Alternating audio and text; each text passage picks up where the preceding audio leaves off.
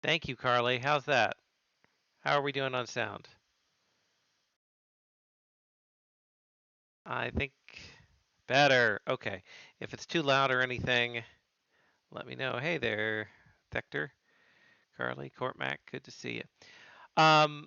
So this is the beginning of our CAP 4053 AI for Game Programming Spring Stream. So for those of you who are new to the course, who are current students or who haven't joined the stream before, I'll give a brief overview here in the beginning, let you know what you're in for, and then we will um, go ahead and get started. We got a lot of great games to play today, and so effectively, this stream is a chance for me to showcase some really great games that have been developed by students at UCF this semester. So I'm Professor Mel. I teach the AI for Game Programming course at UCF. It is a senior level course, elective course that teaches people how to design and build video games from scratch for in many cases, for the first time.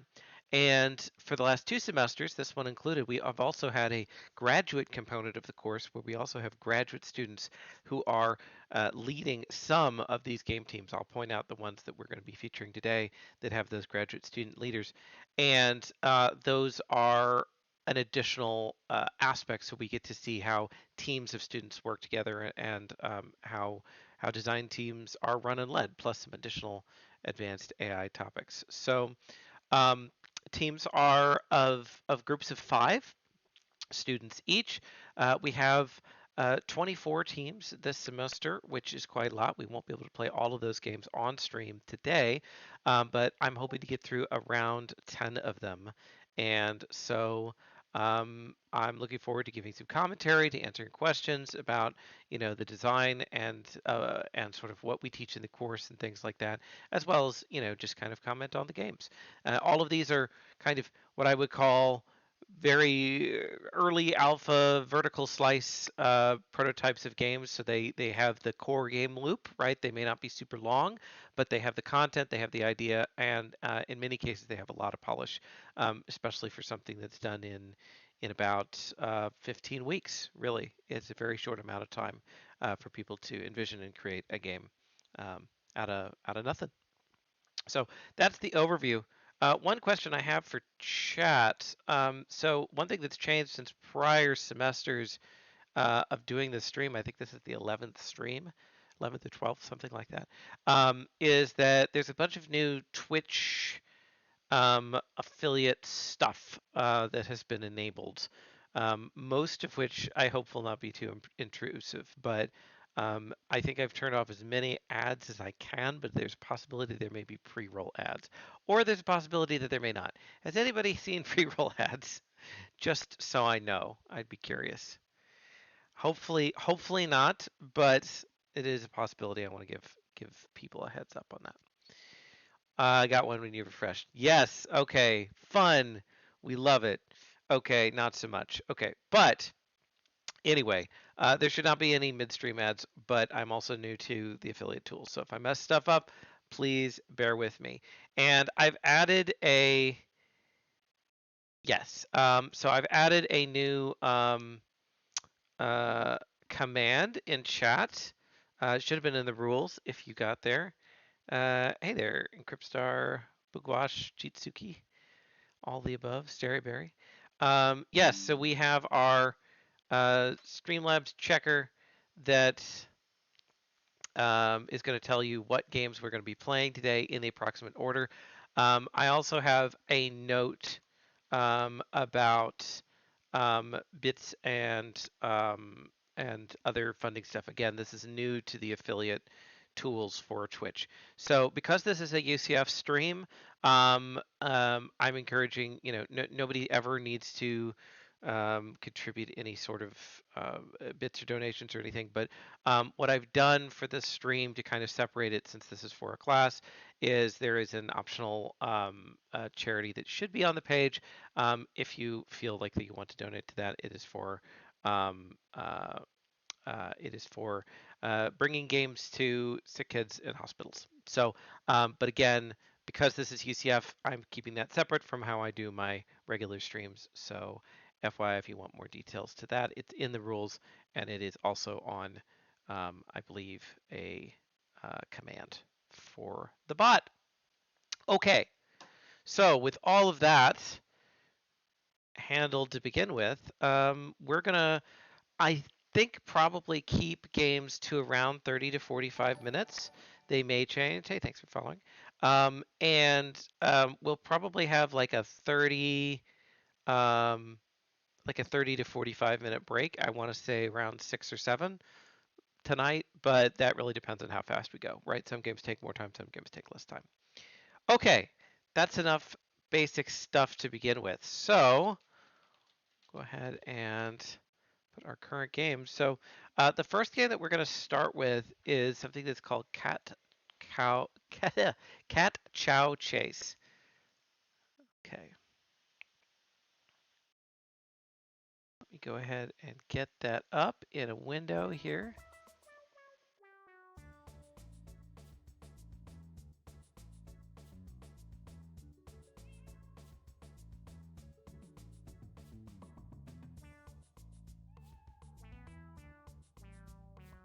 It is your team's game, Carly. Great. Well, one of the features, since you're here on the stream, one of the features that I know this game has is multiplayer. So if you want to get into, if you or anyone else on the team wants to maybe hop into a multiplayer session here in a bit, I would be more than happy to do that. But we're going to start with single player, and we're going to kind of explain what this game is. So first of all, I'm going to be talking a lot of, especially early on in the game's yes, it is Court Mac. This is the cat game where you steal food. But early on in the stream today, I'm going to be going over a lot of basics for people who may not be aware of, what it takes to design a game. There are folks who maybe have played a lot of games or have thought about getting into design but haven't done it. So I may kind of talk about the process and a lot of the things that will apply to multiple games. But one of the things I want to kind of bring up early on with a game like this is um, and you're going to hear me say this for all kinds of games, nothing you get is free in game design, right? You're going to have to build different pieces of everything that needs to happen in the game, right? So you need to make a main menu, right? They needed to create this background and this little cute animated letters, and the music in the background, which involves cat meowing, which I think is very cute, right? So you have to build all of this. This is just the main menu, right? And then when you get into the game, then you have to do all kinds of other things. So we'll talk about that as we go. But anyway, you could see that we have a settings bar over here. We could switch this to full screen. Let's see if that breaks anything. It does not. Looks like it's fine on the screen. I'm assuming we can also choose the color of our cat here.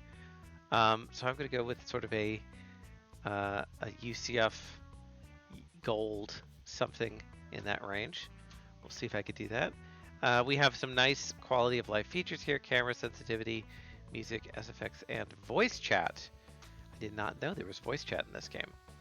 One of the hardest things to do with games like this is building in multiplayer. That is a big challenge for these games. Most game teams don't attempt it because it requires figuring out a lot about networking, a lot to make games play with each other. across the network. And I did see, hopefully we'll get a chance to demo it on stream, but if not, that's something that, the team did solve very early on and got sort of worked out, which was something that I recommended. I'm also going to do a little bit of, there we go, camera adjustment here, so I'm a little bit more in frame. Okay, cool. So without further ado, we're going to go here and we're going to say that we have a profile name. We're going to go ahead and boot up a single player game. Hey there, welcome to the stream. Okay, so we have a tag here. This is a 3D game. We have something that said hider tag. An additional thing will be revealed. We have what maybe looks like some food here. I know. Oh, there's somebody. Oh, looks like there's already an enemy coming. So we're going to go ahead and run and walk into this other room. He is chasing us. Can I hide in here? He's just going to find me immediately. Nope. No, now he decided he's hungry. Okay, so the point of this game is that you are a cat, and your goal is to eat all of the food before the humans have. You can see we have a quota of 5. We're just going to nom on this, and our bar at the top has gotten filled out. So one of the things in the game, okay, you see we're also competing with the human player. So he must have eaten some food too. His bar got filled out as well. So lots of things to go over in this game already. I'm just sort of playing through, seeing what we can do to kind of stay in the game here while I explain. But this is a 3D game, right? You can see these are 3D models, right? But then there are also like entities in the game. That are like the bowls of food and like certain things like that vase that are actually 2D sprites that are interactable.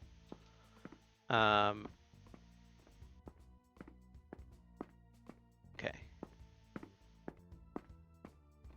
And that you're effectively just going and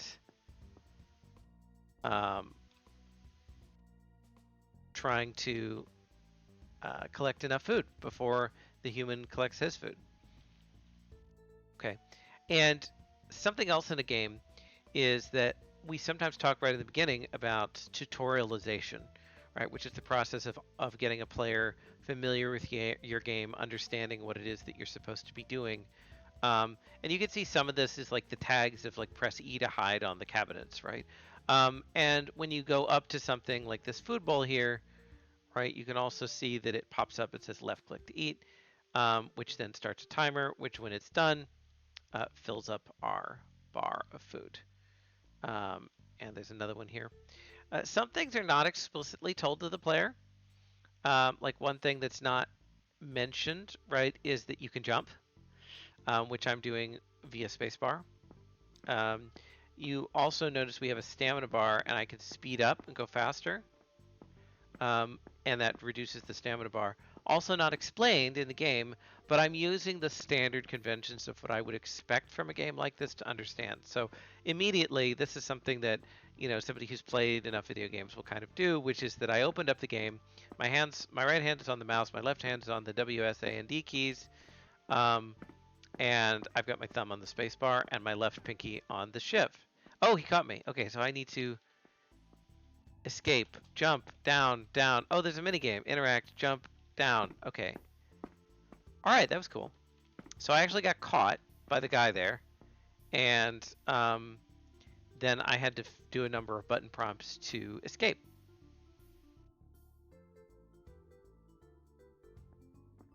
Cormac's talking about the realistic sprites. Yes. So there's a little fun mini game to kind of get through that. I believe that they're also, like, because of the nature of the art, it's also doing something helpful from a gameplay perspective, insofar as it is telling me that, like the vases are probably interactable because they're the same art style, right? So that is letting me know that I could probably do something with the vases. So I'm going to go ahead and go over here, and then I can't. There we go. I've broken the vase. I ran into it, which I presume will maybe attract that guy. Let's see if he comes in. Indeed, did something break, he said. So he actually noticed that the vase broke. And can I get up here? So I'm going to go ahead and break that vase. But he saw me. So he doesn't stop. If he does see the player, he will reroute, even if he was already going to check on like a broken vase. And it sounds like, I'm guessing, when he says time for a snack, then he's like located someplace to go and eat, would be my guess.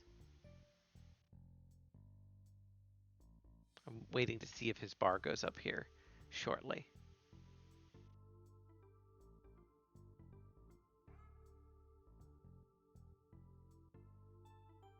Yeah, good question for you know how the AI is choosing what to go, and his bar did go up there, so we're gonna go ahead and eat this so we can meet our quota.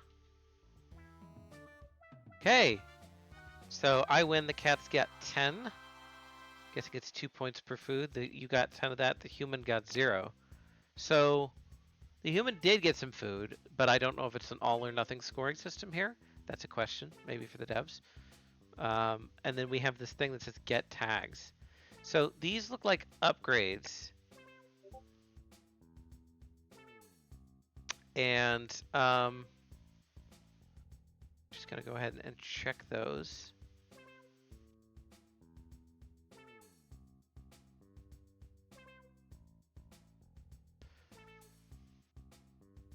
So looks like we can go and say that we want the food to be eaten faster chunky tag, sprinter tag, food you eat in the first 10 seconds gives double points, or then the additional hiding spot. So if we say, sure, we want the sprinter tag, confirm, then we now have 2 of these. Do we have them both, or do we pick one? I don't know. It's unclear. But we're going to go ahead and continue. So now you can see that much like certain collectathon games, here we're going to eat this immediately so we get our double. Did we get it? Doesn't look like we got it. That the quota goes up, right? So this is a lot like Lethal Company or anything like that where you have to get a certain number of foods quickly. Also, I just want to demonstrate something here. So if I eat it and then I like turn away, it does not, it resets the timer. Or if I back away, then it, I can't eat it. Okay.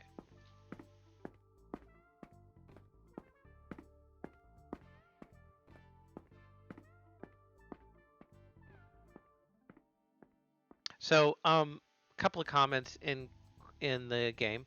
One of them is a comment from one of the designers that's talking about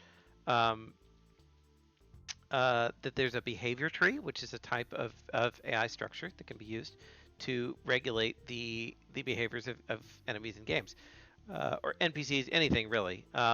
And so a behavior tree basically works by splitting a lot of sort of if-then decisions into a format that can kind of be reasonably parsed. So, you know, something like this, you might say, okay, well, if the human sees you, I'm just going to hide on this table. Okay, if the human sees you, then he's going to go after you. Or if he hears a vase, then he's going to go after that, unless he also sees you, and then he'll reprioritize. So, so yeah, that's a good question. All right, so we've been... we immediately lost there. Okay. So while I was distracted talking, responding to comments, the guy captured me, and before I could even attempt to escape, he took me to the door and threw me out of the house. So it seems like that the human carries you to a specific exit point, and if you happen to be near that exit point already, then you're probably guaranteed um, to be captured. It also mentions, right, that we ransacked 2 houses and then we're back to the main menu again. So that's the basic game loop already that you can see is, you try and get the food, and then you have to get as much as you can. The quota goes up, and you try and get as far as you can before the game ends, effectively. Okay. So, more questions. Spider Woman wants to know, is there any rhyme or reason to the games that got picked for streaming? Yes, there is. And it's really based on things that are helpful for me to talk about. And also, we try and showcase like a variety of different types of games. We do try and showcase certain games that I think will stream well, or that are interesting or have unique mechanics or something like that. So, it's we also do give out certain awards for games in this class. Mostly that's games that are streaming, although sometimes there'll be a game that for one reason or another doesn't stream particularly well, but may have something really interesting or unique about it. So sometimes we give awards for those as well. But yeah, there is rhyme or reason. We do pre-plays with the teaching team, and then that also allows me to mostly play these blind. And I say blind, but the structure of the course is that one, I have tested a bunch of these last night to make sure they booted up at least. And for some of these that are the games in my particular section of the course, I have seen their development a little bit through. This was one of mine, for example, so I have more to talk about on it because I got to see the first playable prototype and other things. But I try not to play the games until the end of the semester so that I can kind of give an honest, first look. Okay. So we're gonna do another round of that. Hey, Carly, do you want to try and hop in a multiplayer? I'm gonna go ahead and do another round here. Yeah, you want to do one? Okay. No, Carly GG is one of the developers. It really any of the Kylie, you could too because you have access to the binary. But how many players can support? Maybe Kylie and you both can get on. I'm gonna start another single player one here while we're kind of getting that set up. But 4 players, okay. So we're gonna try and get the multiplayer going here, but I want to go ahead again. So one question I had, yes, okay. So I want to see, oh, we got into a dead end. Trying to figure out the limits of the AI and its abilities here. So, can he see me if I'm right behind him? No. So he has some kind of view cone where he could see me if I'm in front of him. That's good to know. One other thing you may notice is that when we started this game, this is not the same map.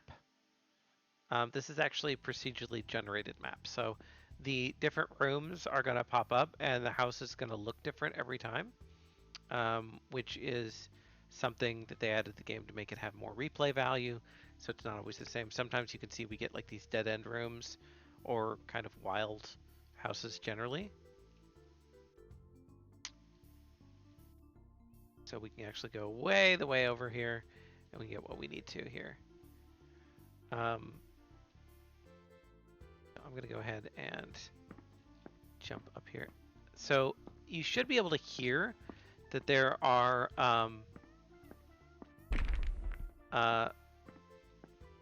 there's actually footsteps of the NPC, and that is that's a really good tell for something like this, and something that we talk a lot about when we talk about designing games generally, but also, see, there he goes. He's going to check out the vase. Is he going to comment on it?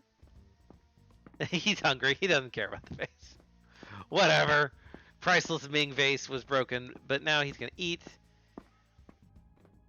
But yeah, the footsteps actually are something that tell us that the player is near, that the enemy is near.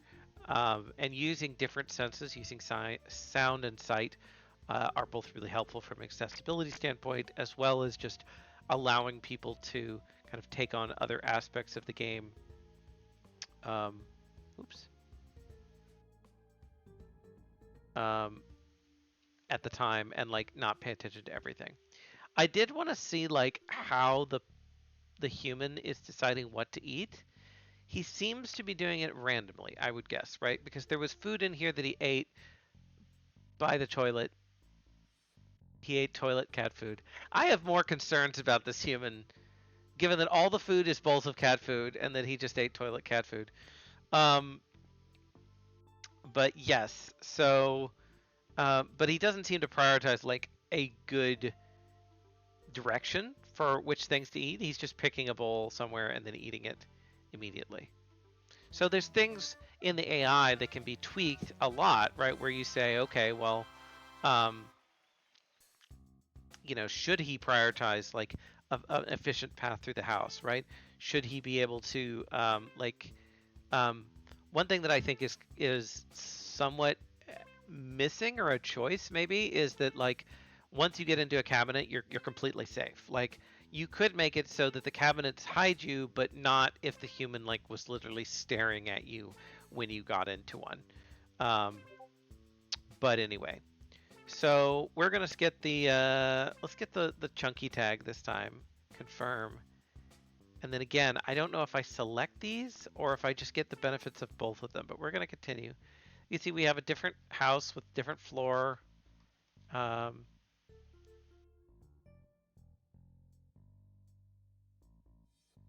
Again, I'm not sure what the tags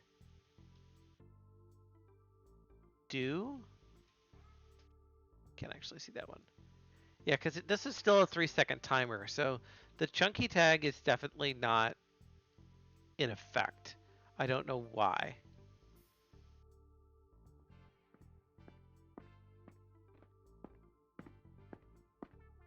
Okay, but see, like here, he sees me, but then now I'm invulnerable. Chunky should reduce the feeding time, and the other one should give me like double points. But whether they're active or not, right? It's a question of like, well, should there be indicators on the screen? And this goes back to what I was saying earlier about nothing in game development is free, right? So you can see mechanically this is all working, right?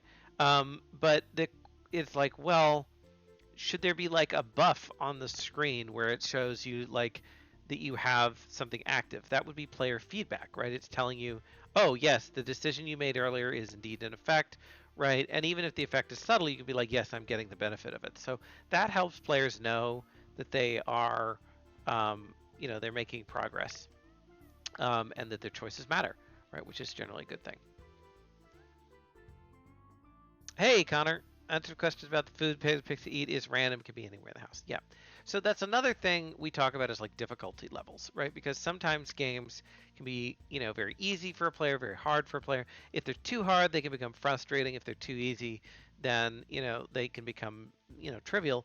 And so one way of kind of dealing with that when you have an audience and you don't know what your audience is you can have different difficulty levels, or you can have the difficulty change, or other some things like that. And that can be helpful. So there's a closet here, and there's a cabinet in the closet. Very good. Something else that's happening here, if anybody's noticing this, anybody know what this is called? This flickering effect? It's very common.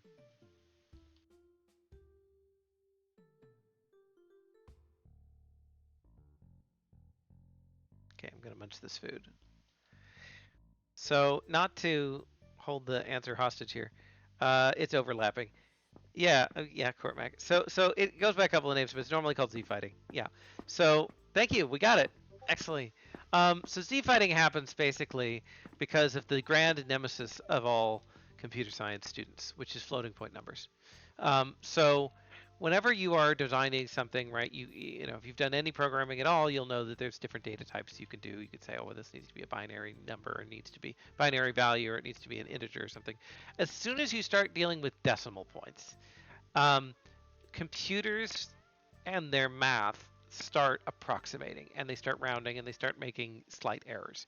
And normally these errors are so small that it doesn't matter. But the problem is that in certain games where you've got like the floors, and you can see it's not happening here, right? But when the floors are, very close together, like in where they're supposed to be spatially, but not exactly in the same place, um, then okay, I'm gonna try to attempt to escape here. You can actually see my little head here.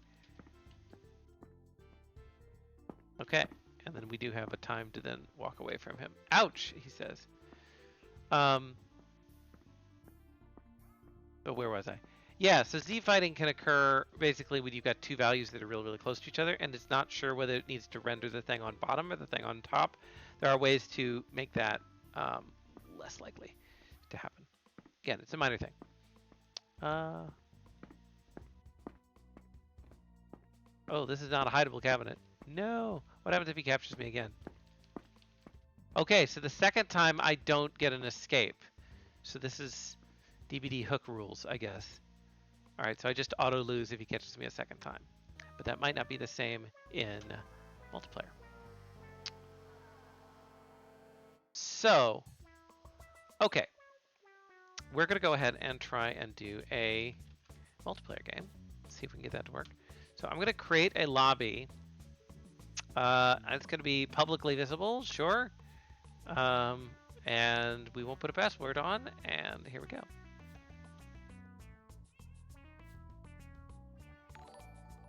Is.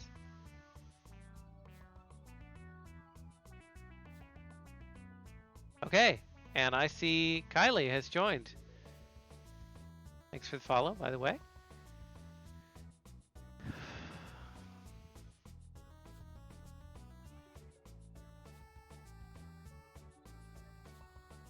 And we have Carly and Connor, so we've got a full-on lobby here. Awesome.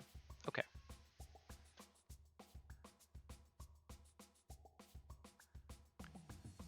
And it says waiting for the host to start. I am the host. How do I start?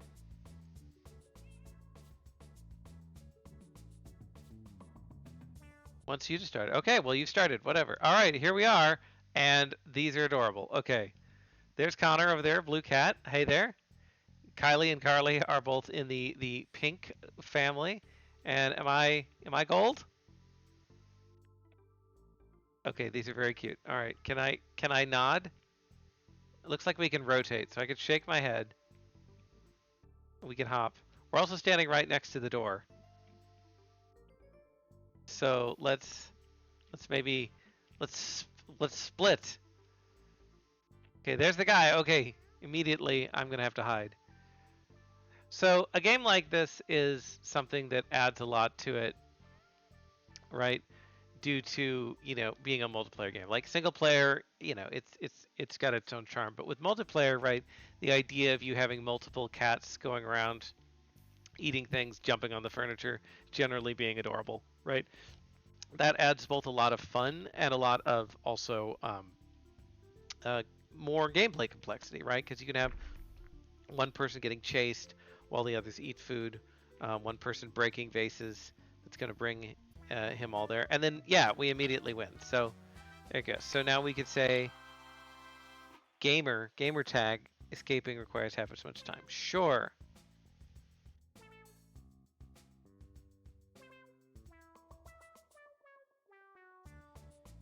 Okay, now it does look like we only get one round with multiplayer. Is that the case?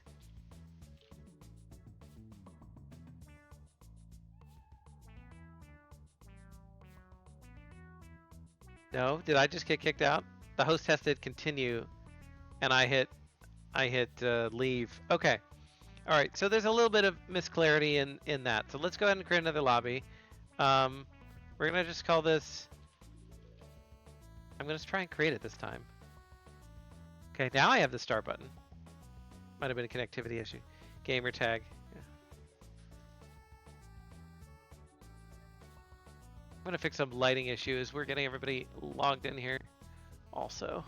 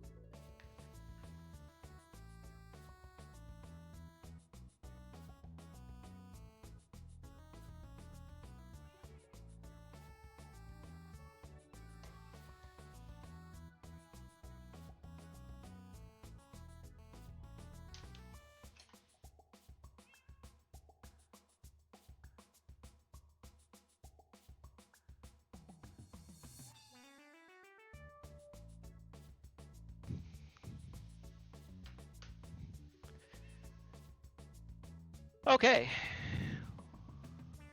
There. Better lighting. All right. So everybody, I'm the host. The game is very, very charming for sure. Let me also just mention right off the bat, like that multiplayer worked, right? We were clearly all connected. We were replicating, is the technical term, right? The data of where each of us was across the network, right? So you have to basically have the game simulate on 4 different computers, and you have to continually update where people are during that time. So let's go ahead and play another round. Okay.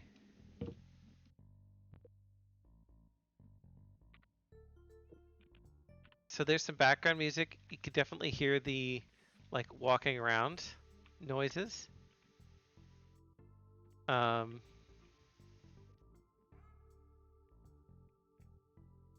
One thing that would be nice would be is if there were like additional noises from the cats. Like I would love to be able to meow. Yeah, so we just immediately won there. So we're gonna get tags, get the chunky tag, do that, and we'll hit continue. So our quota is now much harder, so we'll be able to go through.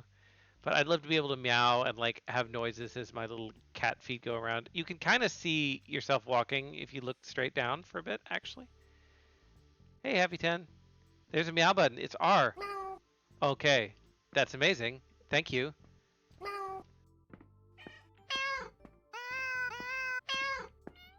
Okay, running away. I have the gamer tag. Oh, I heard somebody's voice chat.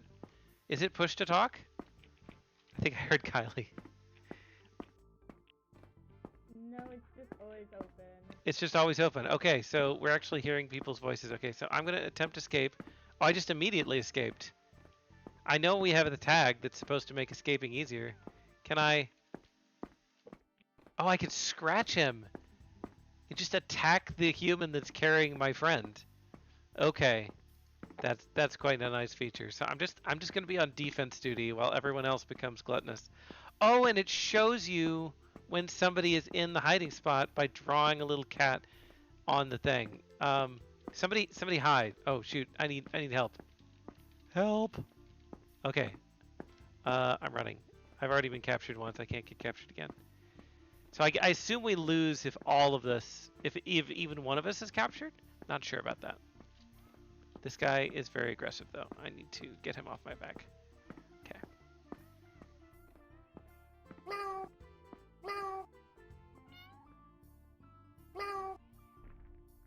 Okay, so I can, but if you look over there, Carly is in the cabinet, and it's drawn a little cat face on the cabinet, which is very charming. Only if all players are caught. Okay. So Carly just went and broke a vase. So I think, like, because some of the sounds are kind of quiet. Oh, Carly's been captured. Carly's been captured. Scratch. I'm gonna try and climb all the way up here. He won't be able to get me up here. Haha.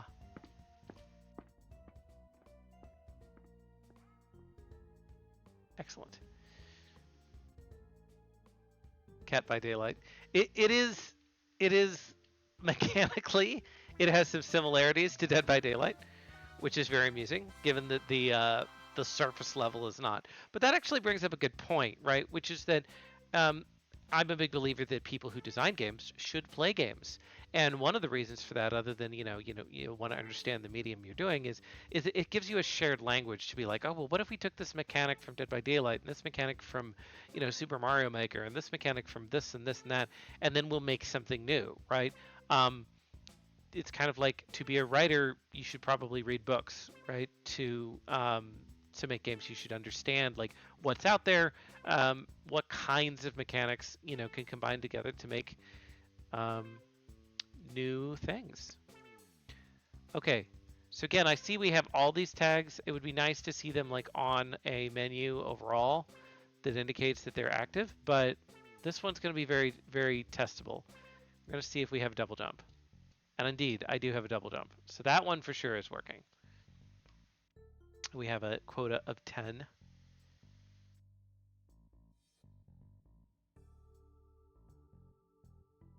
Don't say too much about Dead by Daylight, though. Court Mac will Well, his eye will twitch a bit. Nevertheless, there are aspects of this that are similar. Right?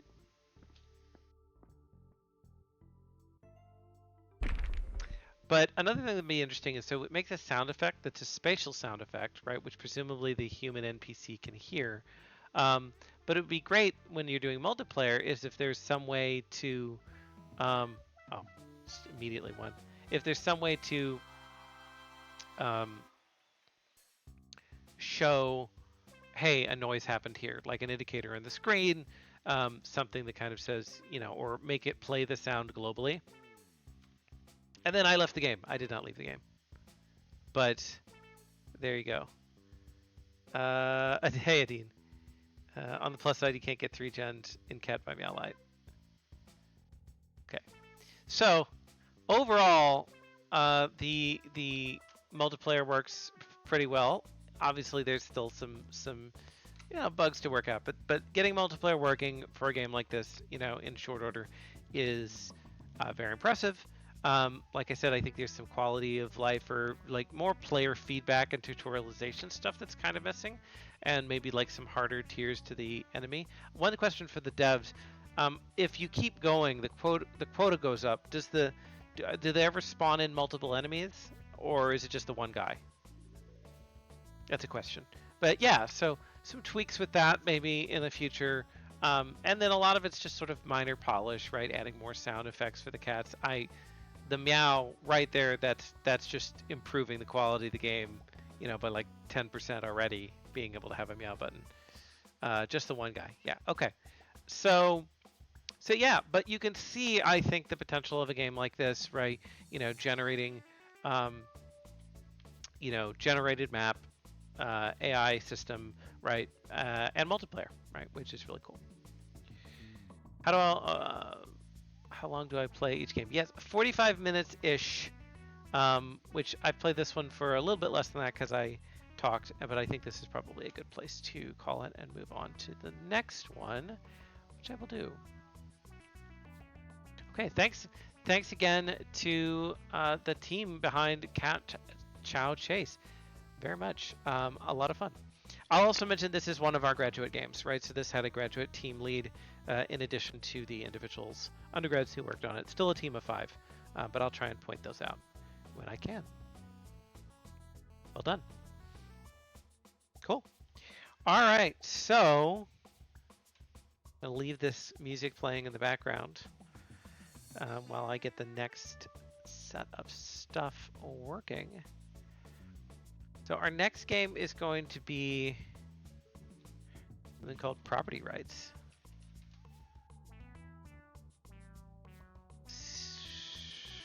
All right, Streambot, I think you're updated.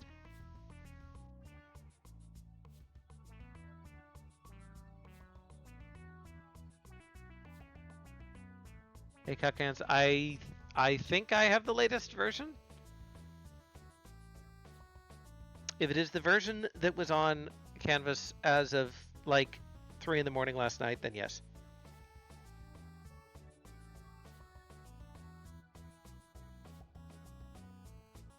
Okay. Moving right along.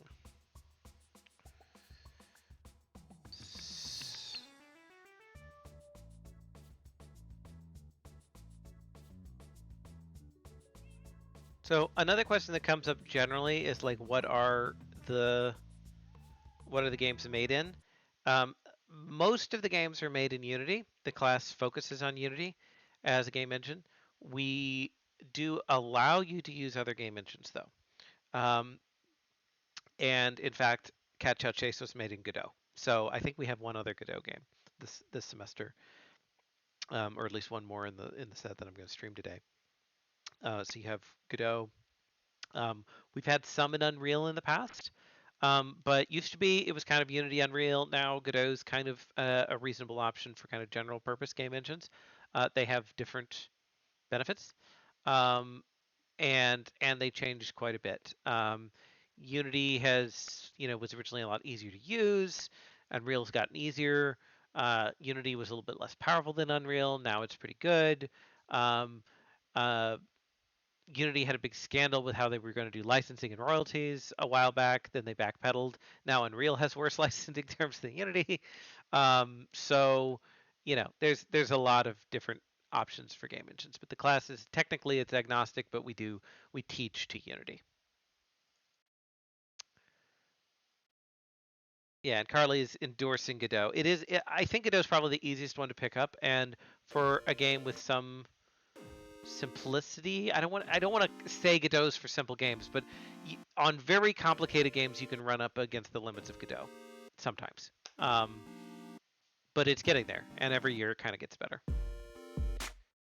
Did Unreal's licensing change? No, it didn't change. It's just they have a it did change for one thing, but they use a royalty-based model. So basically, if you sell a lot of copies of a game, turn down the sound here slightly.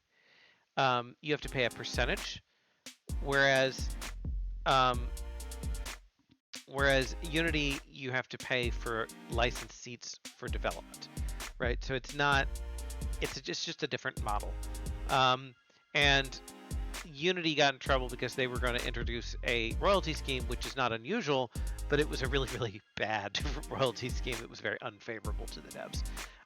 And arguably, the way they worded it, it was going to like retroactively apply to a lot of games that had already been produced, which was questionably legal to even do. And so they backed off.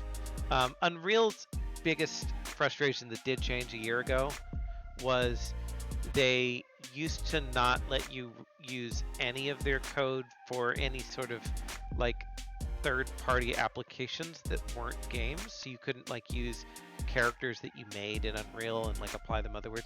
Now you can, but they are still subject to the royalty licensing, which can be difficult. They also like it's one of the other big sort of downsides to Unreal is that they have no native web deployment, and Unity does. You can stream Unreal assets to the web, but it's not always ideal. Anyway, so here we are. We're going to move on to property rights. So this is not a black screen. It's an almost black screen. Okay. All right. So this, very different menu. Also kind of different vibe already through the music. But very simplistic menu. Oh, one thing that I'm normally going to be testing on these is whether, and I actually forgot to do it on Cat Chow Chase, is whether the game is playable on the controller. So I have a PS5 controller here, and it's become really easy to put in controller supports for games. Normally I'm going to be using keyboard and mouse unless the devs say up front like, hey, you should use the controller because the controller is better for one reason. But anyway, the basic movement does work, and that's become a lot easier to build, just kind of platform agnostic controls, although getting them perfectly right is still a challenge. And there you go. So if you go into, you can see that there are two control schemes that are suggested by the devs, both of which are keyboard based. And yeah, Adine is mentioning, yes, use the keyboard. And we have, this is actually a two-hand keyboard game. So we have what I would consider kind of the traditional, which is the arrow key version, as like the older version. That's why we have arrow keys and then using Z and X for something. Or the modern controls, which is using WASD as the movement controls, presumably, and J and K as something. And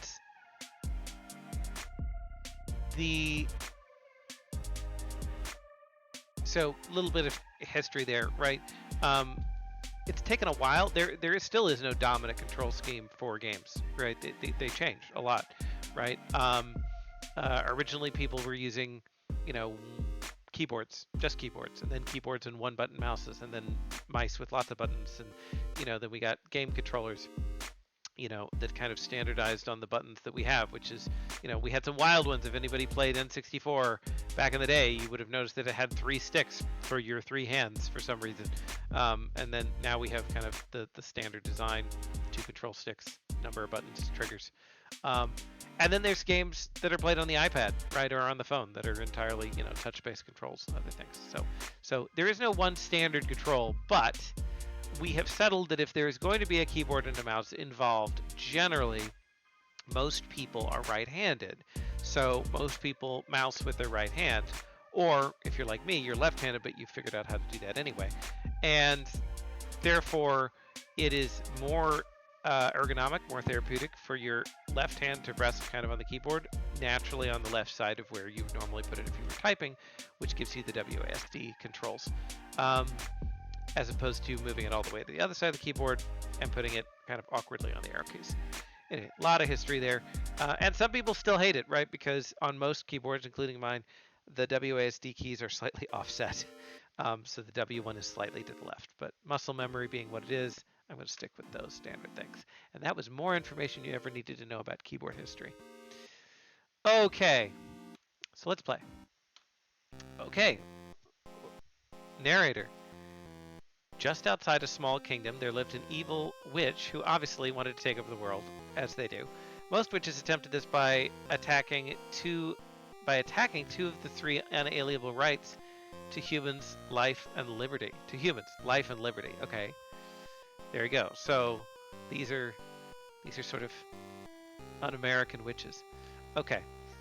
Also, I do question: does a witch automatically want to take over the world? I mean, eternal youth, that's very witchly. But sometimes you just want to be a bog witch and stay in your bog. But anyway, this witch, clearly evil, no sense of aesthetics, has turned the entire kingdom into 1950s brutalist architecture. And that's a crime.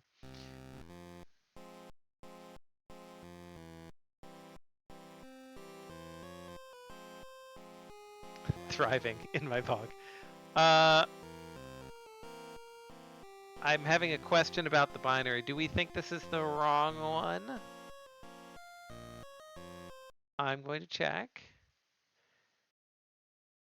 I do not have one that says patched exe, but I am willing to adjust it if this is the request.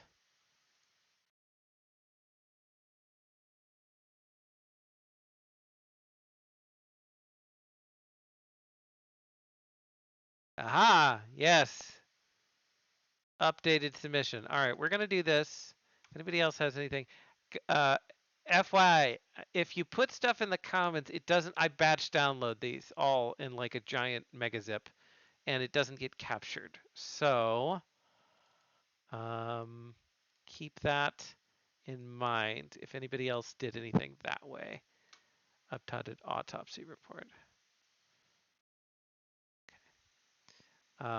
But we're going to be able to fix this up real quick like.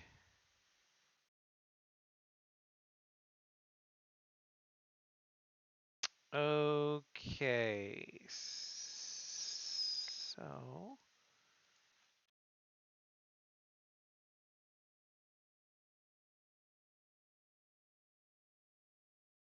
you may have noticed that the game is still up, but the music quit. That is a common behavior for Windows that are games that are developed for Windows. Windows has a property basically that says, hey, I want to know, most operating systems do, of like, hey, is the window that I have clicked the one that is in focus right now? And when it is in focus, then certain things happen and there are certain triggers that turn off.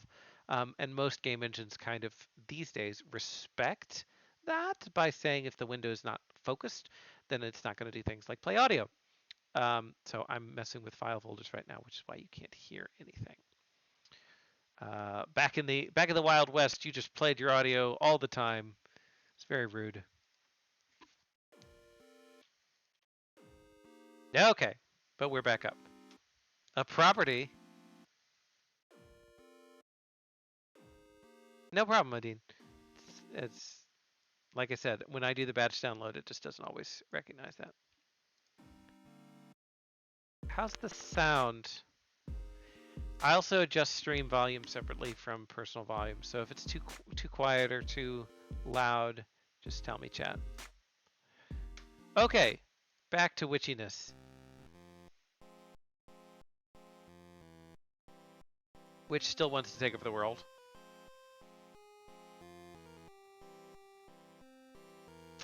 And again, terrible taste in architecture.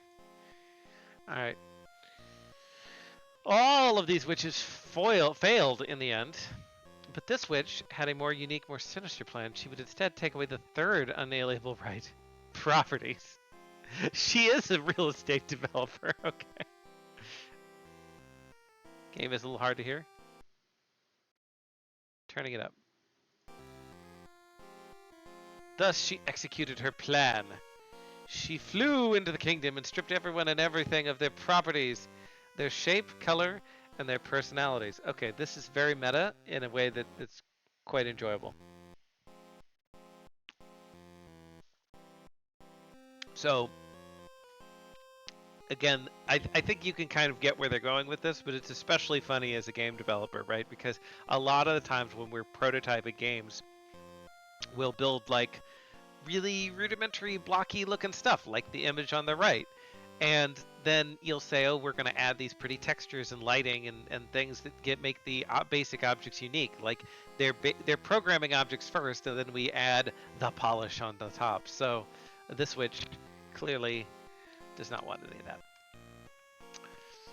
The kingdom, once full of joy, beauty, and color, was now bland, boring, and expressionless. This is it, thought the witch. The mortals will not even have the desire to stop me now. This is giving me like Phantom Toll Booth Doldrums vibes right now. Indeed, without personality, none of the residents of the kingdom even wished to fight back. However, this left an unintended personality gap to be filled by you, the player. Go restore the properties of this land and defeat the evil witch once and for all. Okay, so I love the premise. And we've got what looks like kind of an 8-bit 2D platformer style thing. And it's all in black and white because obviously we don't have any color properties, which makes sense. So I was told WASD and JK, so I'm gonna like move my. So this is a top-down 2D then. Okay, so I'm this little flame in the center here. Move the mouse, and I'm in this box. I'm guessing that's my collision box, possibly. And then I can J and I can K. Neither of which seems to do anything right now. But we have this kind of stuff over here. It does seem to be my collider. So again, terminology. Collider is a term for the box which is often invisible around a sprite or character that prevents it from going through other objects that have colliders. That's the basic. You can also make trigger colliders and other things, but basically that's what a collider is. You can see that this is intersecting. In some cases going a little bit behind the rocks, but mostly it's just kind of smacking into them. You may get stuck if you keep running yourselves. I have to playtest, but yeah, okay, fair. Oh, I can walk through whatever this is. Maybe that's a path? I think that might be like a path. Let me talk to this little flame dude over here. K or X? Homie. Hey, what up? Hey, homie. Get lost, pal. Rude. Okay, so we have a standard adventure kind of text interface. Not sure if you guys found one that you used or if you rolled one yourself. Would be curious to hear about that. But anyway, this is very standard for adventures. You talk to someone, you get their face and their text. Nice overlay here, fairly easy to read. There you go. Hey, Sawyer. Let's see, can we go in this building? Yes. More peoples. Angry patron. Why did that witch dry up all our booze? Worst of all, she took my gullet. I can't drink beer without no gullet. I don't know why his voice in my head is drunk, given that his complaint specifically is that he is not drunk. But I'm going to own it. Okay. Made the font myself years ago. UI was developed by Nevin, and art was procured from Nazapec. Very cool. Uh, you know, it used to be a lot different here. That witch sure did turn this place to a ghost town. Oh, so are we ghosts? I kind of made us think we were like flame spirits, but you know, we could be ghosts. That makes a lot more sense thematically. Okay, so that was the bar, which has no booze. Very sad. We've got our little doors here. What do you have to say? Pops. Why are you in my house, cuh? All right. Because I'm an adventurer. I randomly go into rooms that aren't mine. Timmy. Hey, welcome to my secret closet. It's a shame that witch took away all my stuff. Timmy misses stuff. All right, Timmy. We will get you your stuff for your closet. Okay. So we're narratively we are establishing the stakes of this world. We have no booze, and someone has taken all of Timmy's toys. Alpha's talk sounds. It does sound like Alpha's talk. So that's a. This is sometimes called a bark, and that is the term for like the name that, especially in more retro games, characters that aren't voice acted, you still want to indicate that they're talking, so you make these sort of repetitive sounds. And often this does sound a lot like Alphas from Undertale. I don't know if it's the exact same sound clip, but often you'll give different characters different sounds to kind of distinguish from each other. And this is a tradition from back when we simply didn't have the space or the ability to put fully voiced things in games, and now it's an aspect of a lot of retro gaming. Pops. Two Pops. All alone. I'm all alone. Well, everyone seems very depressed, and I can't blame them. This place is somewhat ghastly. Sid. They're squatting somewhere in this forest. I'd never go in if that abandoned building. Okay, and it's locked, so we get a little tooltip here. Indicates that we can't go through. That's very nice. Good quality of life there. We can kind of wander down to what appears to be the edge of the map. A wall around this city. Trying to see if there's anything I can interact with here. There's a cave. Stage 1. Okay, so that's probably where we're supposed to go. So I'm going to not do that until I explore a little bit more. Trying to get to the edge of the map.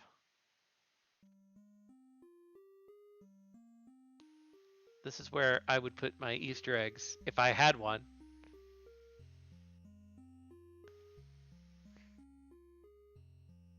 Can I go in here? Can I go in any of the trees? They kind of look like they have a space to go in, but I don't think so.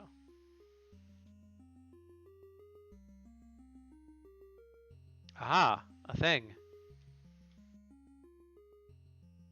Locked. Okay, so this castle-y looking thing is locked.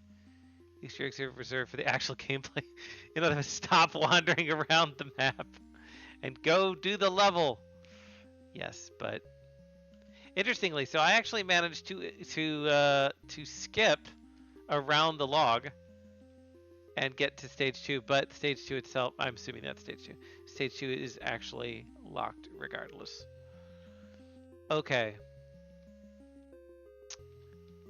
But skips are a standard and natural piece of adventure gameplay for the speedrunning communities that love them. Buster.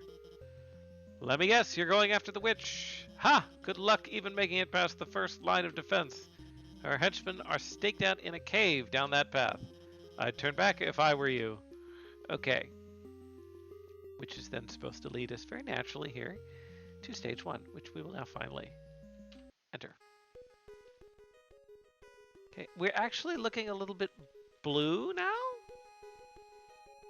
I'm assuming that's a check mark. Okay, we're also no longer in the 2D top-down view, okay? I'm actually in a side-scrolling view. And you can see I now have access to a jump, single jump, and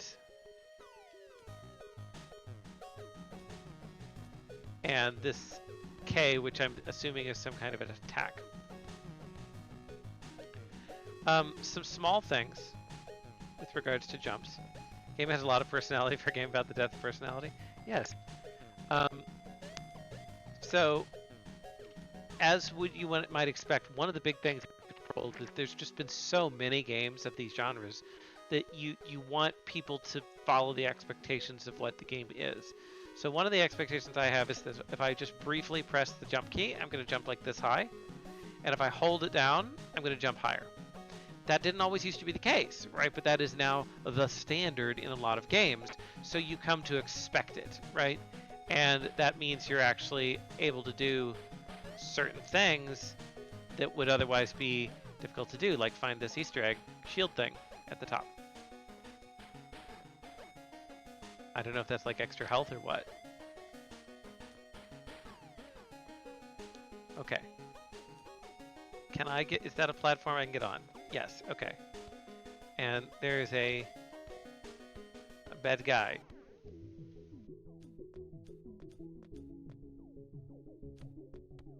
Oh, this is a different, my keyboard, this is very interesting. Okay, so I went into this yellow zone. The music changed, and I now have different controls. Very confusing. And like, my D is no longer right. Now left is S. Fighting is still K. And then right. So it's like the controls are messed up. I like that. That's quite interesting. That's going to be a challenge. Split keyboard control zone. And in fact, that is where we're going to have to go. Is it hard to follow the transition between top-down portion platforming? Not for me, because again, like this is very standard. You'll have an overworld map. Like Zelda did this, Mario did this, many games did this before, and then you move into left and right. So I find it fairly natural. This I find unnatural, but that's the point, right? Where I now have this totally different control that I have to figure out. Uh, yeah, see, like I am like, what? Just hit him, right? Well, the controls are so different that it's tricky to figure this out. So I've got this different control scheme now. Okay, got my check mark flag. Okay, got a projectile enemy. Can he shoot through the? Yes, he can shoot through the platforms.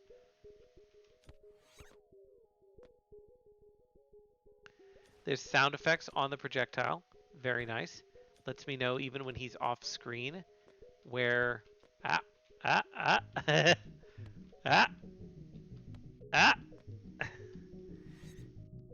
lets me know where he might be, or that at least that he's fired a shot, so I don't jump into it and die. I'm assuming that maybe I had 1 health before, and now I have more than 1 health because I picked up the shield. I don't want to test that yet. Get rid of you. And then, whoop, I'll jump over that.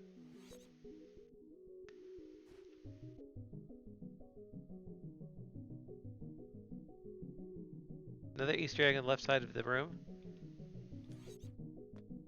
Yes, there are sound effects for jumping and landing.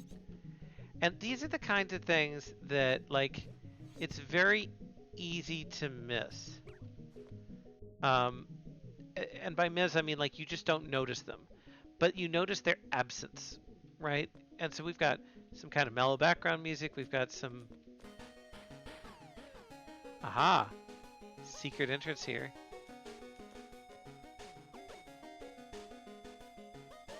And we got another gem. Excellent.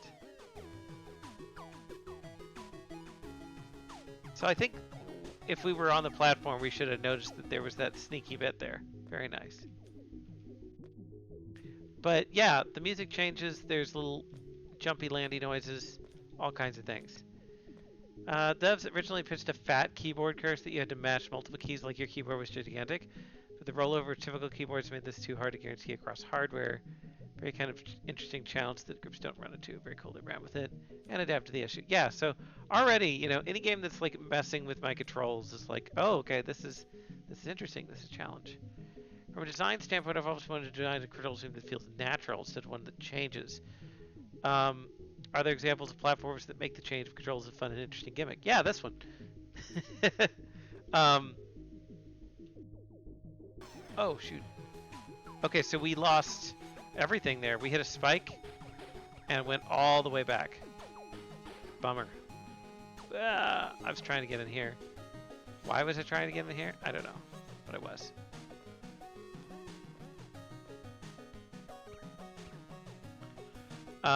Also, I'll note to people that the keyboard is like the buttons are highlighted when I press them. Okay, so I can't collect the power-ups again. Like it is indicating which key I'm pressing when I press it. Okay. But yeah, normally you want your game to feel natural and reactive and say, hey, okay, this is something where it's not even taking me out of the game. I'm just controlling the character the way I want to. And this is why some games it's so hard to get right. And like when I say it's a movement-based game or a hack and slash type game, I'm like, the controls have to be so good. They have to be so precise. And really, anything with platforming, anything that rewards player precision, you want to have the controls feel good.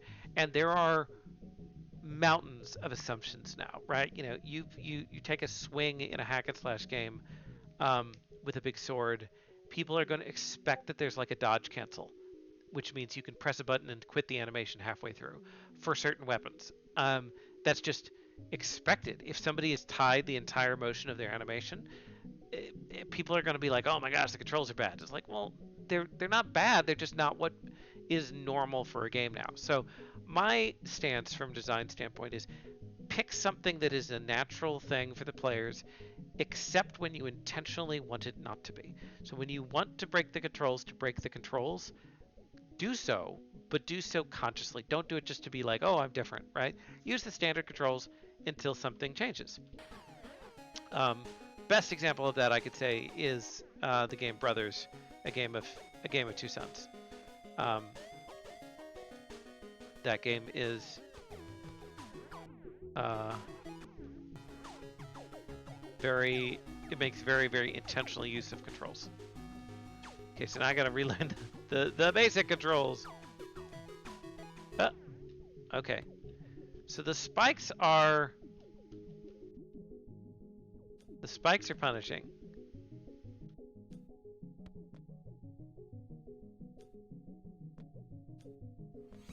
Because one spike is enough to toast you. Okay, I'm not gonna bother to kill the flying guy again.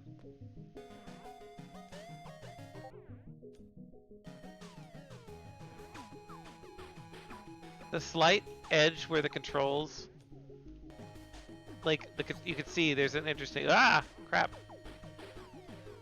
The controls are not quite tied to the turnover where the music or the visual turnover is, which is a little bit surprising. Interesting. Okay, so I'm hitting the ceiling there, which is what's killing me. Bonking my head.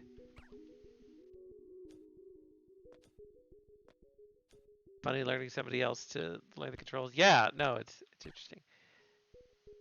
Monster Hunter is an example of an unnatural combat system when compared to the standards of today. Haven't played Monster Hunter, can't speak to that. But there was a time, again, standards change, where tank controls were the standard.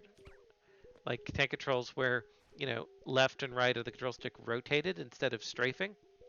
And I still have trouble with that. Like when I go back and try and play like old original Lara Croft Tomb Raider games, it's very difficult.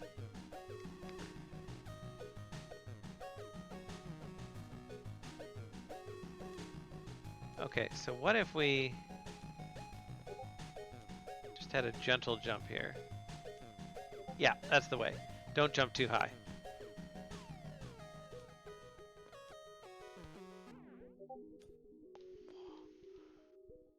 Punishing. Punishing game. You also notice that my attack has a little bit of knockback, but not like a lot, so you kind of have to do a technique of what's called kiting to hit the enemies appropriately. Kiting basically is keeping the enemy at a distance, like hitting them, then backing off, then hitting them, then backing off. It's very common in a lot of games.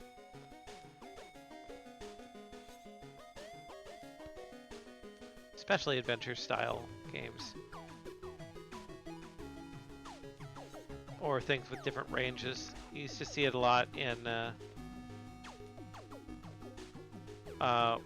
World of Warcraft. Other types of games where the spells have different distances. Okay. Oh, come on. Darn. Okay. Gotta lock in here a little bit. I feel like I gotta be like somewhat close to a checkpoint.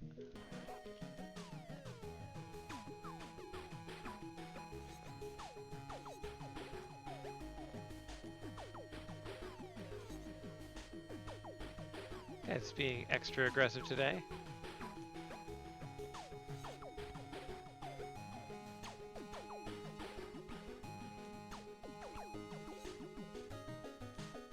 Okay, learning. Okay, now I gotta switch back to regular controls. That's jump. Ah!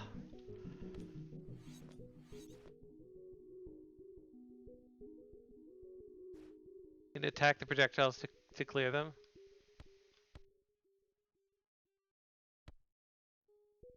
That's interesting. I mean, I'm more of a dodging guy, to be honest. But it is good to know. Okay, move over, little fire guy. The sprites are different. Like, obviously the movement pattern for this ranged guy is different. But he's also a different color, i.e. he has a different property. Ha ha ha. Which is good to know. We are fighting for your rights to be little red jerks. It's okay.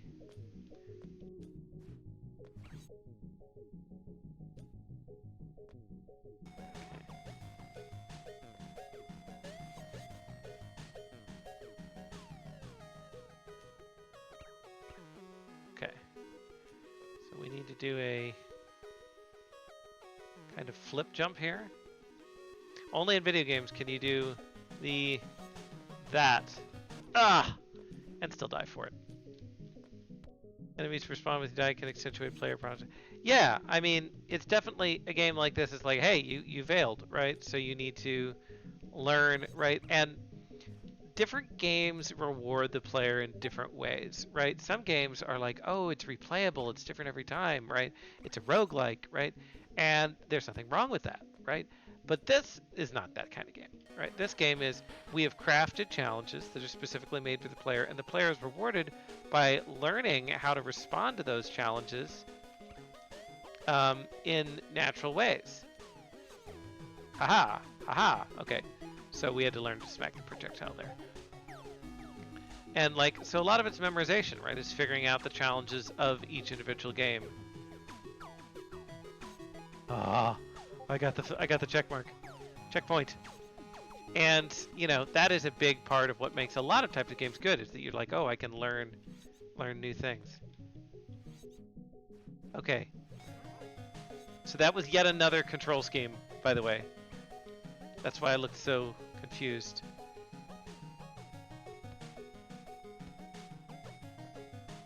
Okay, I kind of want to... Okay, so I think this is just... Yes, this is just reversed. I say just reversed, which still sucks. Okay, so this is reversed, and then we'll drop down to normal. Oh, I don't like this. Yeah, a lot of head bonking.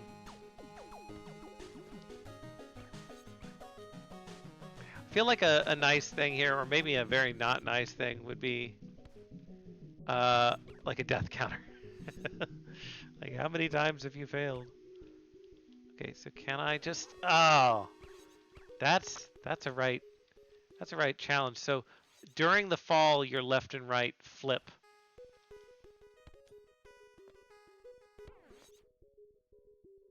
Which is rough. So I think the safer thing is to go down here. And then... Yeah. Because the hitbox of the player is square, that actually makes it very difficult. Because when you jump, right, you jump in an arc, right? But if any corner, see, any corner of you gets caught, then it bonks you.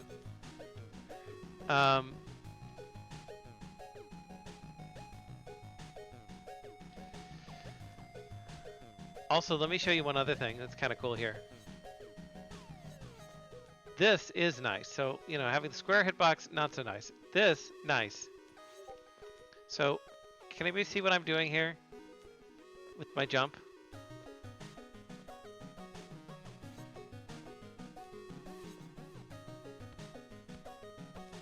I'm not saying you should or shouldn't have. I'm just saying it is objectively harder when it's this way.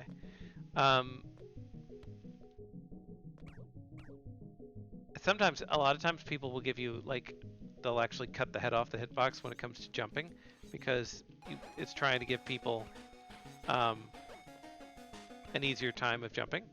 But, you know, this game is about hard controls and hard jumps, right? It's a hard platformer. So, you know, not being prescriptive here, just saying it's a choice. Yes, Wile E. Coyote reference. Using a flat base to fall more flat instead of arcing. Yes, that's true. But really what I was talking about is the fact that I can jump when my feet are off the ground, as long as they were on the ground at some point prior. So this is called Coyote time. It's very normal kind of thing to do. Very merciful for the player. And it's what will maybe allow me to finally get over that. And then I immediately died to the enemy. So because you can jump technically after you've left the solid ground, this is merciful. Reverse controls. This is more merciful because it gives you like time to jump, even if like technically you didn't earn it.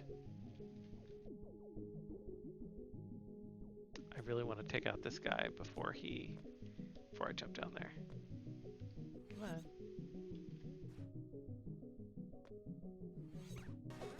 Well, killed him and he killed me.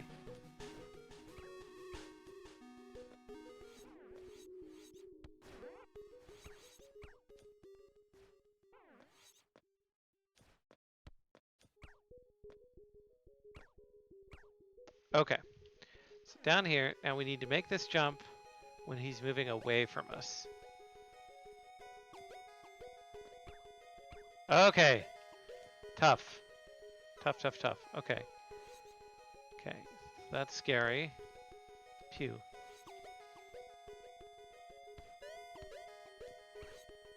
Ooh. Okay, took him out.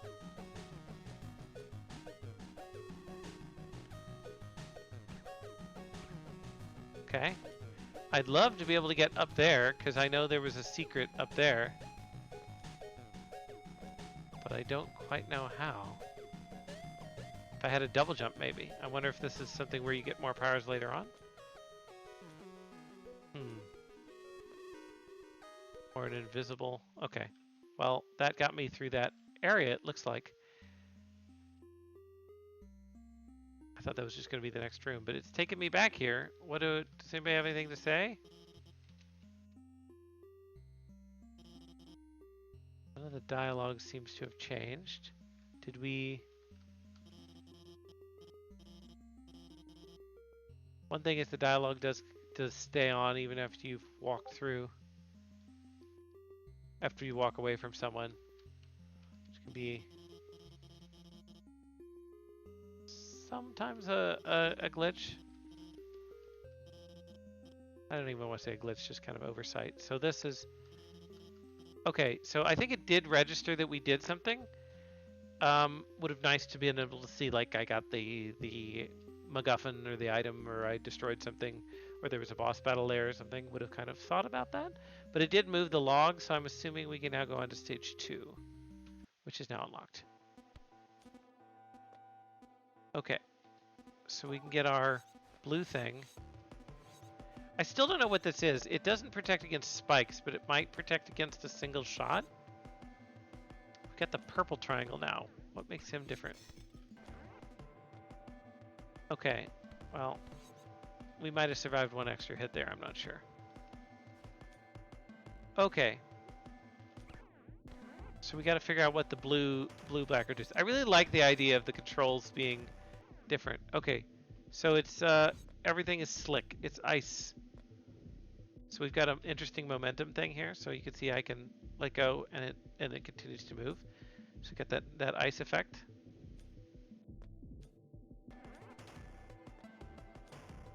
That's just a little precision jump there. What's down here? Nothing. I really like the sound filter that they did too. You can hear that the noises are a bit different when you're in the ice zone. It's like muffled, like it's underwater.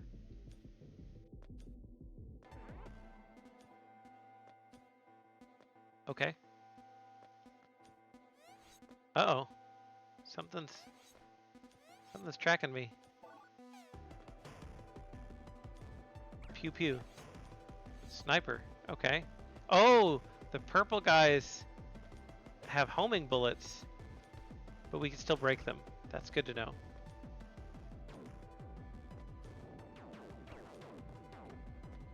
Uh-oh, are we just dead here? Oh no, we can walk through. Okay, so to progress, we are going to need to get through there. I feel like I missed something here. It's kind of interesting. This is kind of like cave. You can go behind certain things and in front of other ones. Is this the way I'm supposed to go? I don't know. I'm going to go left because left seems more secret. And also you should always go left in video games. Because often designers subconsciously put the main path forward to the right more of the time. So if you want to get the optional loot, then you gotta go to the left. Okay, so that did have a shield. I lost my shield there. So that is a sniper homing guy. I do not like any of that. Can't get away from him though. I'm just gonna move on. Getting slippery, so take a leap of faith.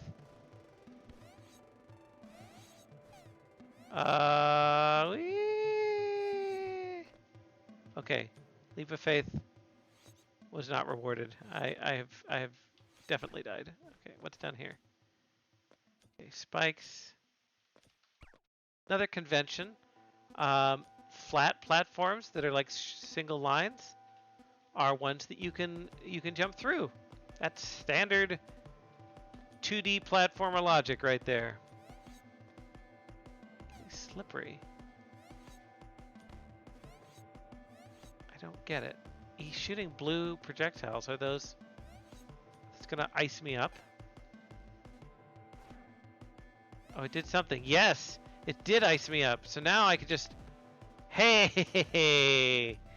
Excellent. Okay, so we got iced and therefore we have the slippery effect for I don't know how long? Maybe forever? Still here.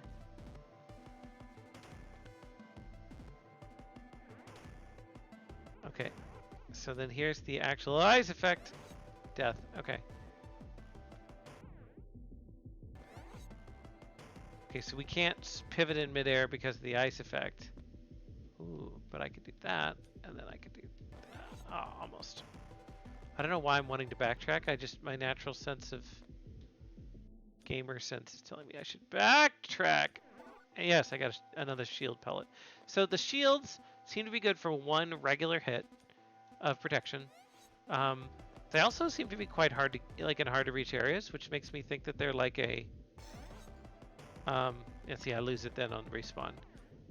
That they are more of a collectible than a real power-up. Kind of an interesting question for the devs is like, how do you interpret those? Are those like marks of pride, or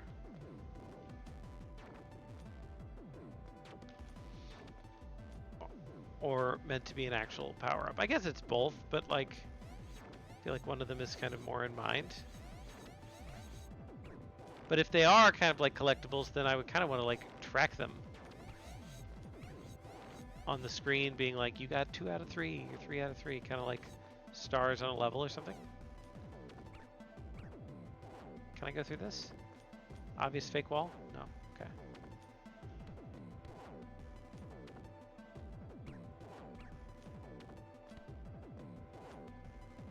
Ooh, that was a very easy jump that I messed up for some reason. Okay.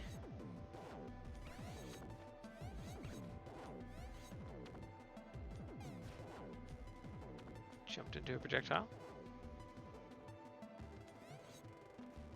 Phew. Nice thing is that you can slash through the wall on several of these.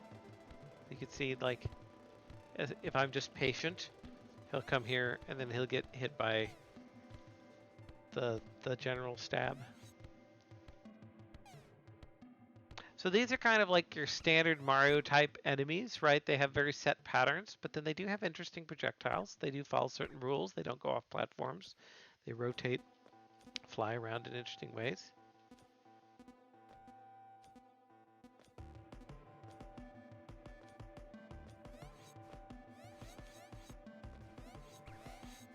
So the AI, quote unquote, for an enemy like this is actually quite simple, right? They're effectively following a pretty standard set of instructions.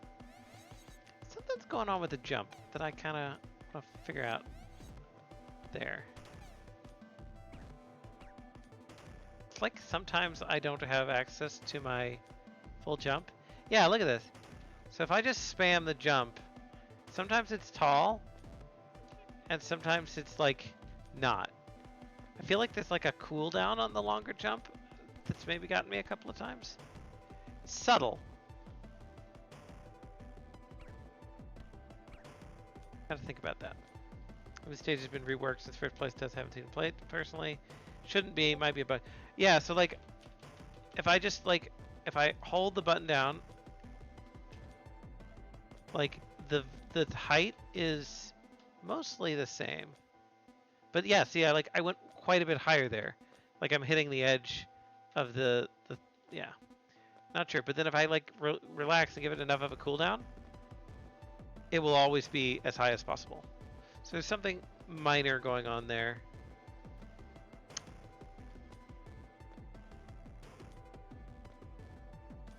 Probably a minor bug.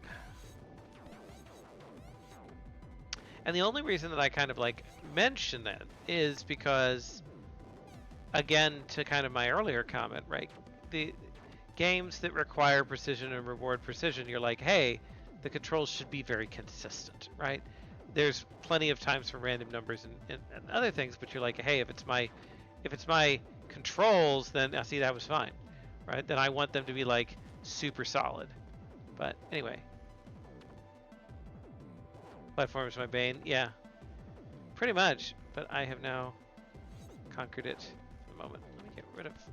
I don't like you. Pew. Okay. I think I just got too obsessive with like the individual stuff. Shape and detail return to your world. The witch's grip on this land loosens. Okay. Love this. So this is now, we have some music. And we have like, we're night now. We've got like actual individual characters. Still no color. But is this is meant to be the same. It's not quite the same world. Similar. But like, yeah, we've got the same 3 houses. Got the same thing down here. The path is a little different. But I like the idea of it's the same world but more detail. Elder. I hear this is where the witch lies. Okay, so is this the same guy? Townsman, thank you for helping my good sir. Thank you for helping my good sir. Okay. Pops, welcome back! As they say, Mikasa Sukasa. Okay, so he's nice now instead of being a jerk. What about Timmy? Is he still in his closet? Timmy? There you are, Timmy.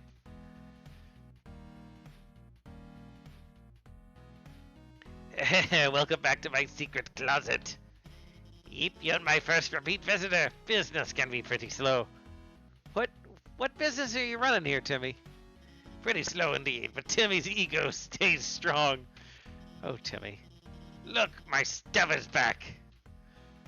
I feel like Timmy has like Gunther energy. Wank.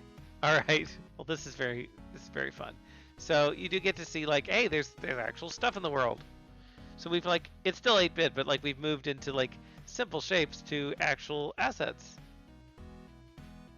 I want to pick the flowers. I need a side quest. Oh my, it's all coming back thanks to you.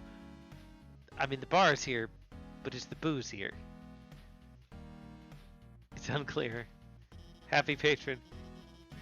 Yeah, you bring a tear to my eye, kid. I can finally drink again. 3 cheers, 3 cheers. Skol. Sante. Kampai. Excellent. All right, go through the grass here. Our hitbox is no longer a square, or it may well be, but it's different shape. That's stage 3. Okay, it's just straight up there. Let's go check out the other house. Not bad, kid. All right. And what about you? What do you have to say? Hey, kid, more goons this way. But locked. That's probably stage 4.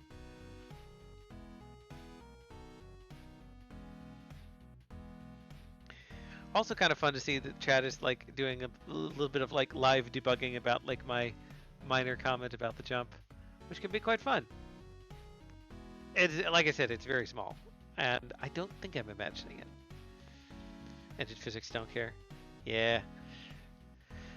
So one other thing that's kind of interesting, when you're doing a 2D game, you know, we tend to distinguish between top-down and side, right? Which are 90-degree angles, right? And in top-down, you're like looking at everything from a plane like it's super flat. Most of the time when we're thinking about 2D, we're actually thinking about things that are at an angle, at a perspective, at an isomorphic perspective. So in something like that, you can see like we're not looking at the trees from the top down, we're looking at the trees at an angle. And so one of the things that you may see in certain 2D games is you can see how like we're passing behind some sprites and in front of others. And like, so there's been some work done on this, but like physics-wise, we should be able to walk like a few pixels down into the tree because the tree's base is actually like here. The tree's roots are here and here. So like you have to sometimes actually make custom hitboxes for your assets to be able to go behind them. And you can see he's starting to clip behind the assets slightly, but the hitbox is the shape of the object instead of the shape of what would be the perspective of the base. Which is a very tedious and manual process and requires knowledge of, I guess, Renaissance era technology of perspective in art. But you do get like stuff where you're going like behind the grass and things like that. But like something like this, you're like, okay, well, at this point, his head should be in front of the middle grass and his feet should be behind the top grass. And actually, you can see it working perfectly here. Like that's exactly what we want to see. But then he pops out kind of the bottom before his head flops up. So that's all polish questions, right? But it is something that like if you're making a 2D game, it becomes tricky, right? You can see he actually clips his head into the cave on this side. Okay, so now we've got color on the level. Our enemies are still expressionless. I wonder what our hitbox is like. Set a draw layer based on the asset's position with respect to. Yeah, no, it's a lot of time. It's nice, but it's a lot of time. So I'm certainly not saying like, oh, you have to do this, but for education purposes. Okay. So we got green guys now. They seem like the same kind of homing. We've also got like textures in the platform now. Notice our guy's animated, like he's got little walking animations, little jump. His little legs move when he jumps. Oh, just stationary guys, huh? Tricky. Rewards precision. Very nice.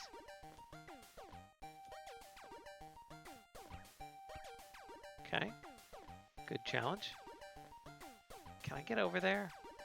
I'm still kind of bummed about missing that gem in stage 1. I knew where it was, but I couldn't figure out how to get to it. Oh, this has got to be a secret. Gotta break the wall? Gotta do something? What is the point of this? Go back and die and do something? Let the green guy hit me? Okay, I can do that. The devs have given me a challenge. I can't die over here. Spikes! Ah! Okay. Can you pogo off things? I can't direct my, I can't do a downward slash, no. So, pogoing. Okay, first of all, shoot me! I've been given frog. Oh, I have like Frogger controls. Oh, this is very interesting. Okay, so I have a really slow walk speed, and then I can hop, and then I can like charge for a big bounce. I also have no attacks. So the different color ones, the red ones just kill you, but the other ones, like the blue one gave me ice powers, and this gives me Frogger powers.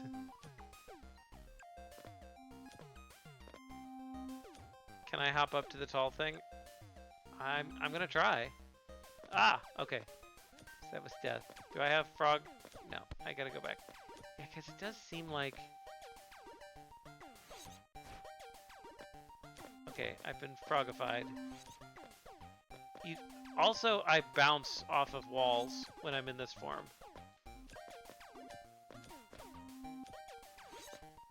Looks like I can go straight up. Oh, I can Mario jump on him. I killed him by jumping on him. I don't know if that's unique to this form or...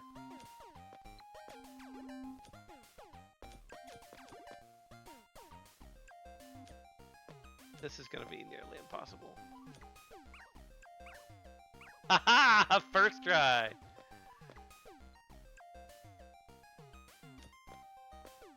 So the amount of time you hold down determines how bouncy you can go. I don't know how to get past this guy though. Because I literally do not have an attack at all.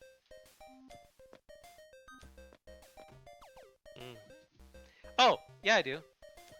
Easy. It's called take him out before you get the frog ability. Okay.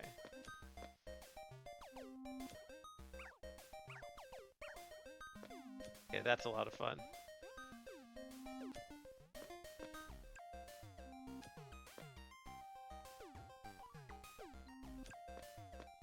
Ah, tricky jump regardless though. Because the frog jump has like such a high arc. It's very easy to bonk. Alternative path of the flag is to go around the left side as Froggy.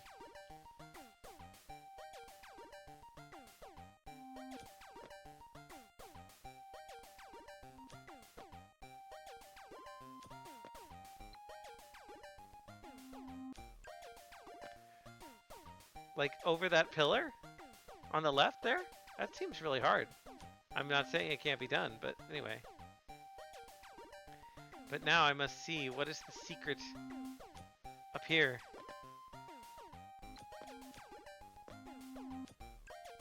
And wall bound from underneath. Interesting. So what happens if I just like big jump? Ugh.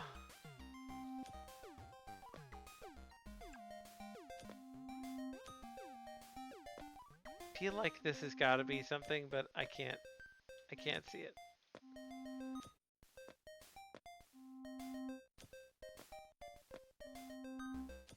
I mean, this has got to be. This is the only way that it's possible. Saving. Yeah. Am I searching for something that's not there?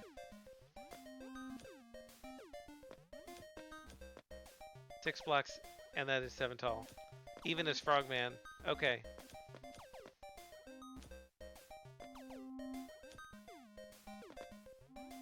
Still think there's like a trick jump where I get in here to this area and then bound around somehow.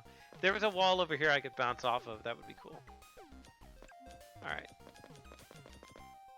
We'll move on. There's the thing. Oh. Big laser. Is that a frogification laser?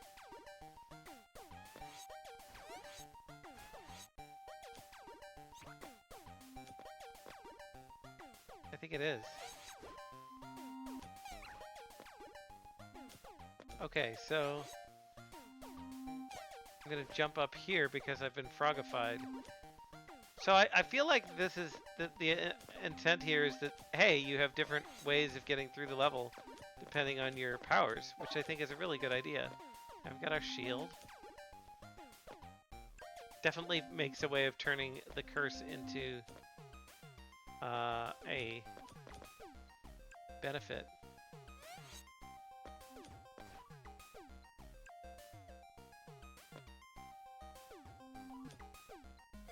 Oh, too much. Oh, that was super lucky. But it worked.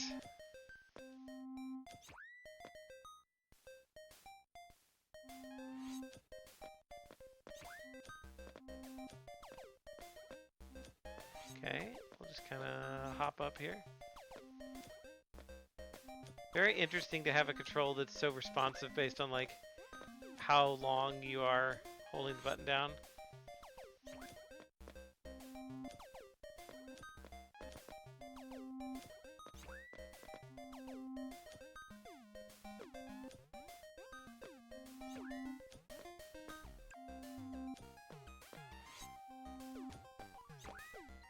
Alright. Frog does not do great on precision sideways jumps. He's a tall jumper, not a precise jumper.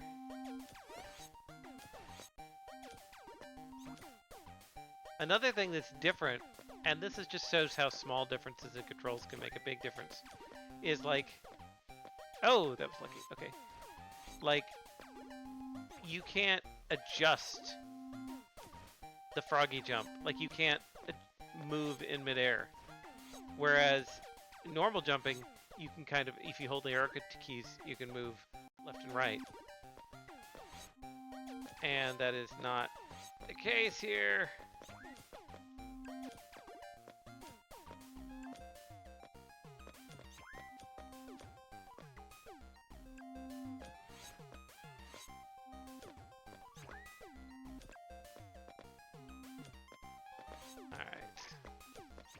Bounce.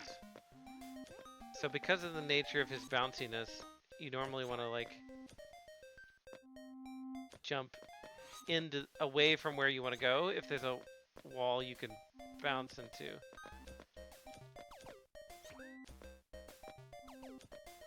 Like that. Okay.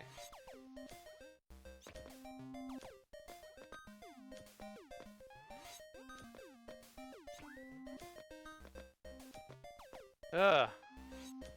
That's a very precise jump, though. So I guess if you didn't have the frog curse, this part would be quite a bit easier, because you could just normal jump your way up here. But once the arc is set with the frog curse, you can't make any adjustments in midair, which is almost kind of like you're charging a spring, if that makes sense.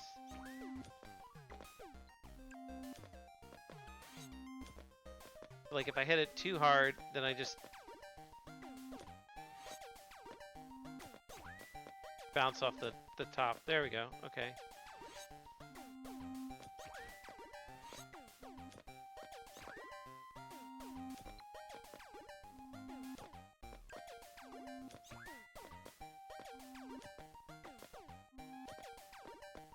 Alright. Okay, so now I can...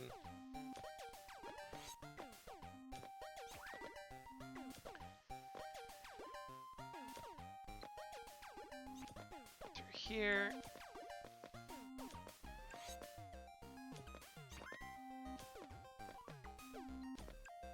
Might just try and go get myself cleansed and go through this section without the frog curse. Honestly, and dodge the laser beams that inflict it.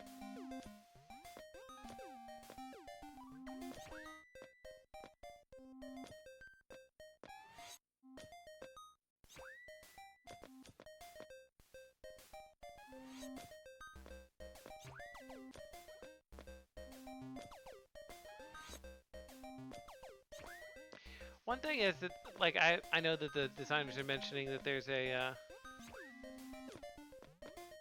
game called Jump King, and I think I've played games that are kind of similar to it.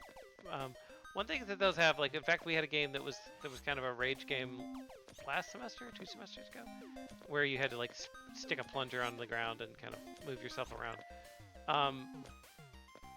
And one thing that I think is maybe a quality of life thing is if you're doing something like that, is to go through and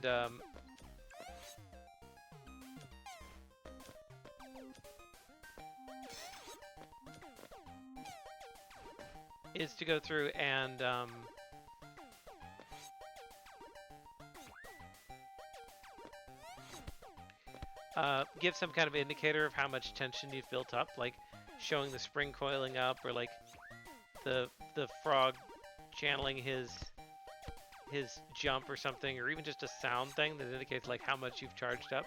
Because otherwise you're relying entirely off of timing, which is doable, but difficult. Okay, so we're just gonna avoid the lasers this time. And then we can get up there, maybe? Okay, when we're not frog version, we cannot Mario jump on top of their heads. So that is also worth noting.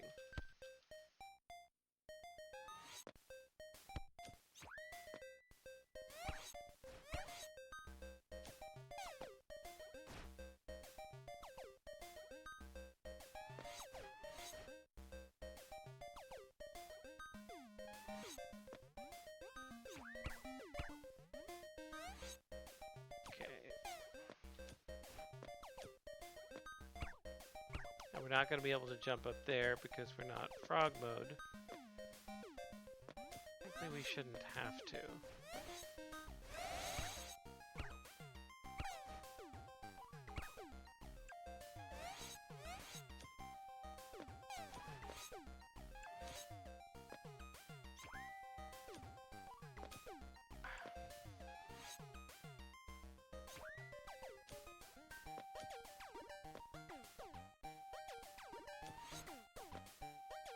Okay, and we have achieved it. Okay, so now I want to get into this thing.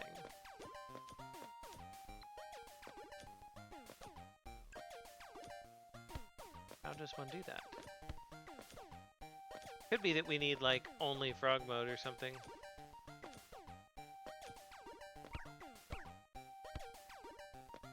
Get into here.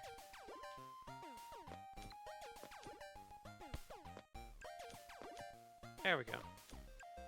Yeah, so probably you need the frog mode here to be able to bounce high enough to get the into there from the bottom. Makes sense.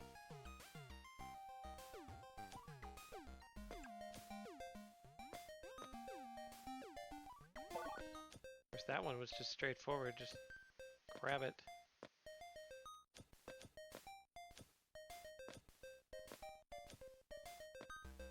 There's another frogification ray around here. There is. Okay. How do we get back down through platform? Interesting.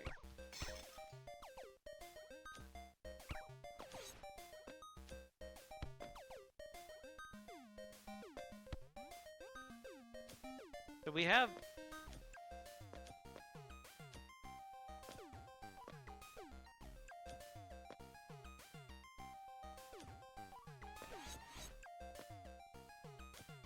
Trying to acquire the frogification curse.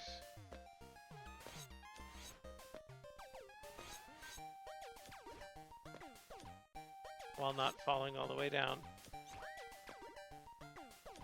Not sure that's possible.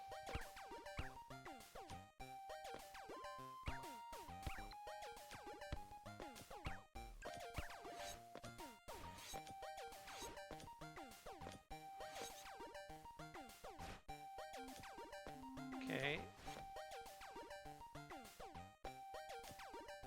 Immediately fell into the...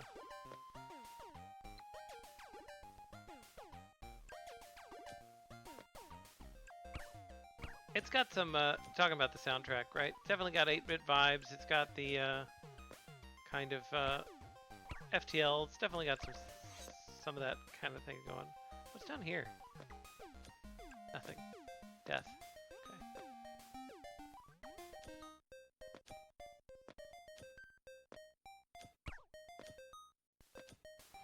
So we're gonna avoid the frog curse for now until we can clear out some of these, or we'll just not. Gonna try and clear out some guys, but that clearly did not work.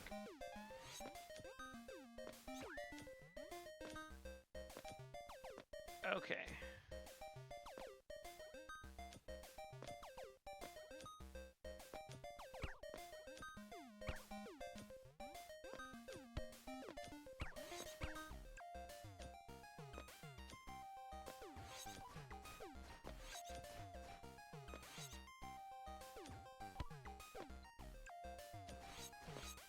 Guy's kind of speedy.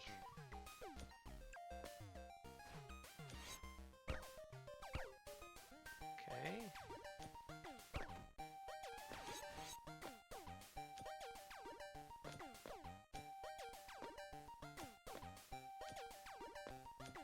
Pinball. Yeah, there's music for stage 3. Thanks for sharing, guys.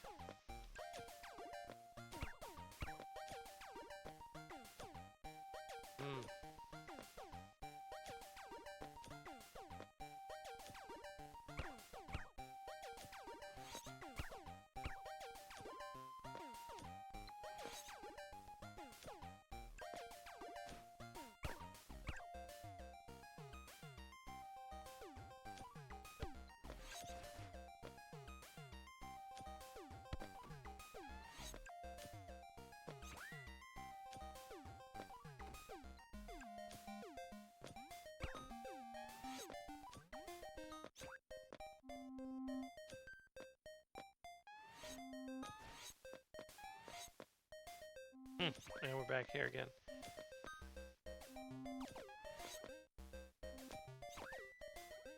One more set of jumps to get through there.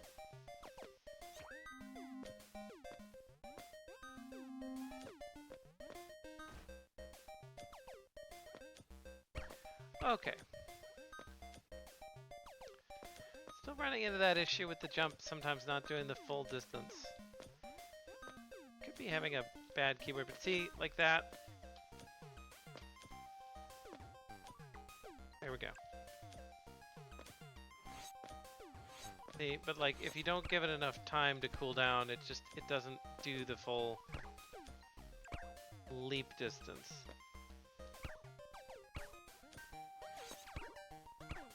Okay, take him out.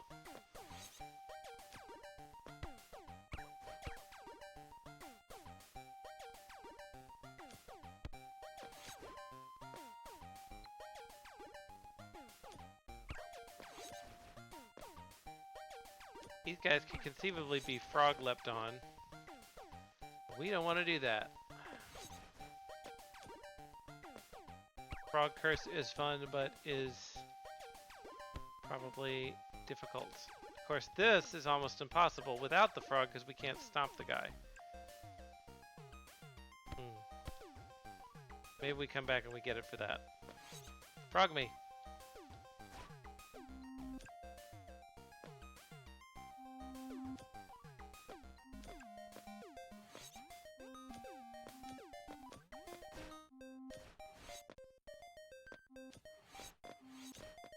Spikes are dangerous.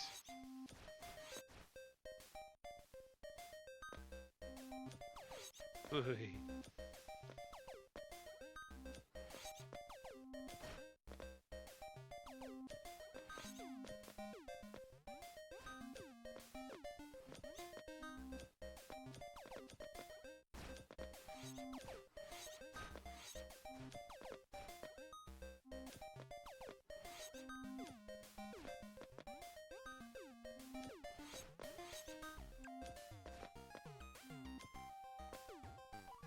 Alright, come on, and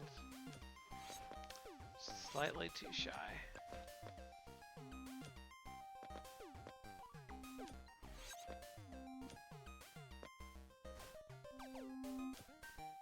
Okay, back up here. Oh, come on.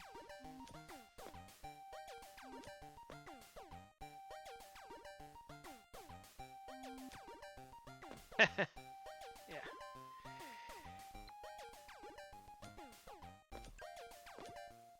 It's a tough game.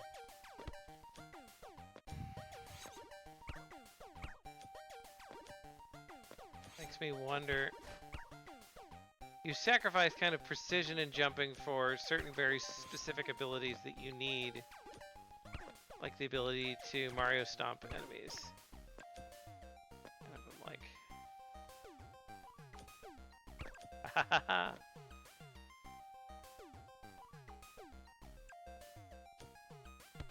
Oh, so close! I had him. It is possible to get through there without the frog. Ah, jump.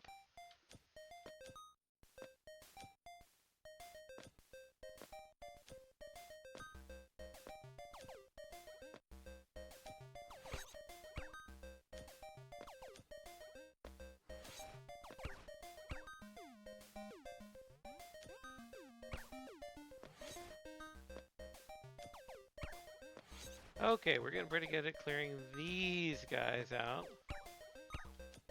And we just have this little precision ditty.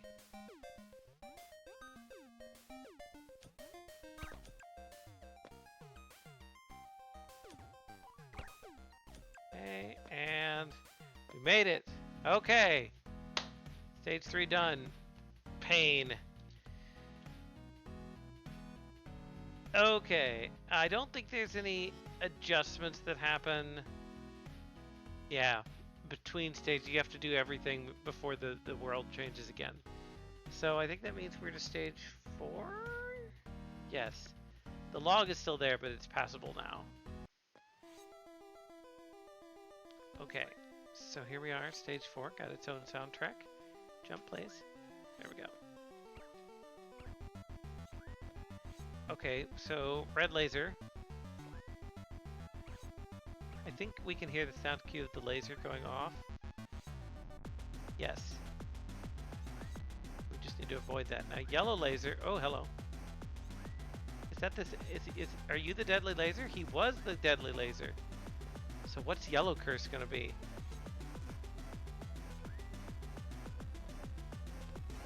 Do I want to know? I assume I will need it.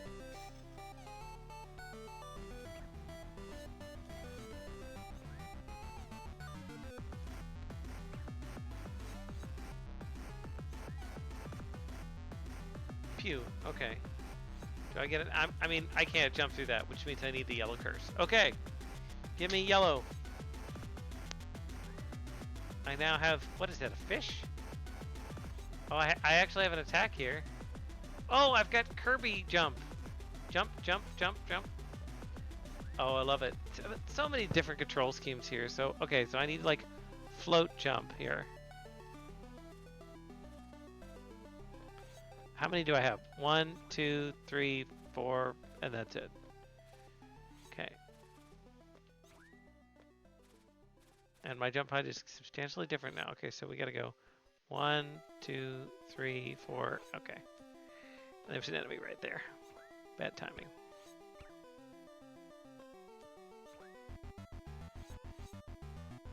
Okay, we need to get rid of you.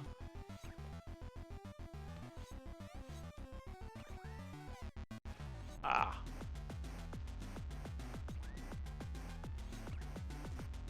It's Flappy Bird. Okay. I got it. A lot of thoughtfulness with these different control schemes, pulling from a lot of different games, which is very clever.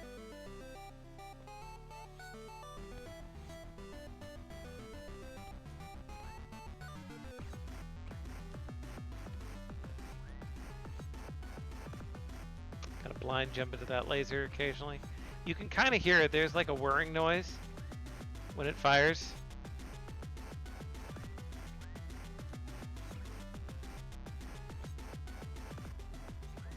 All right, let me Flappy Bird you. Oh, does this not do? Oh, it does damage. It just does a very small amount of damage.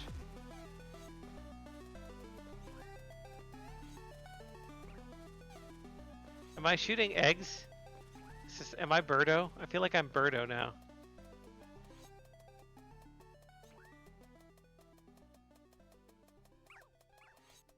Okay, so I got you. Okay, so I can't, even with my highest jump, I can't. Yeah, okay. Nice. Okay, I finally am realizing what the white things do. I don't know why I've been so dumb. The white walls of light cleanse your curse. So you go back to the standard controls at any given point. Gosh, I like Flappy Bird so much better than the frog. I want to bring it back. Oh, no, no, no, no, no, no, no, no. Okay. Hard to dodge those guys if you don't rush them or have Flappy Bird. Get out of here. What's down here? Nothing. Okay.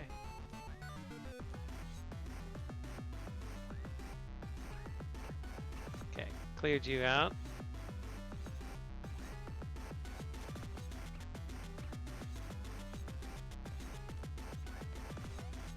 Oh, got me through the foot.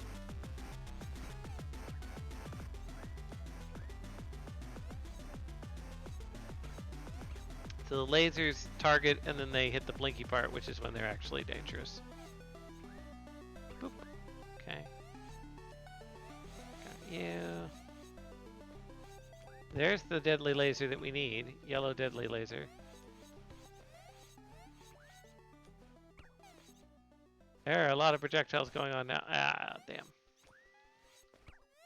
Getting hit by too many sides there. Pew, pew.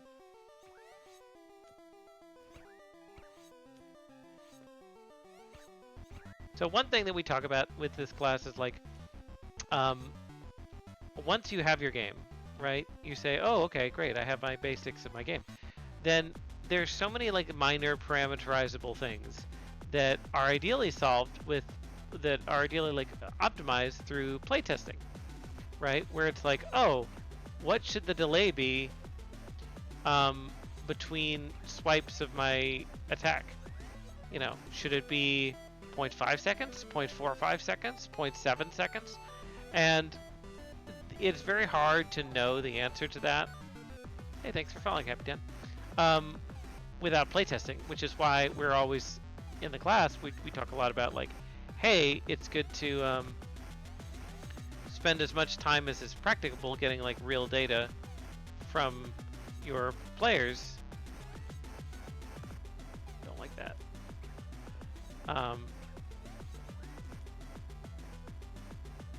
So that you can like make refinements and things. All right, give me laser. I'm Flap. Okay, this prick. Go away.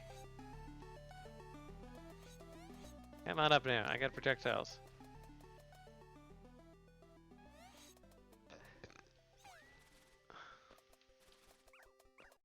Okay. Alright, now we should be able to go through and do this, this, this, this. Okay, almost. The walk speed of Flappy, I think, is a little shorter than my normal flap speed, which makes sense. Literally two. I've played some two like games. It's just this is nothing like that. Okay. Can I? No.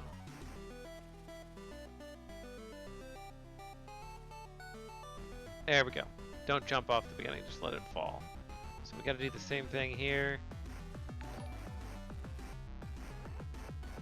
That's punishing. We got to go through the whole gauntlet again to try that one jump again.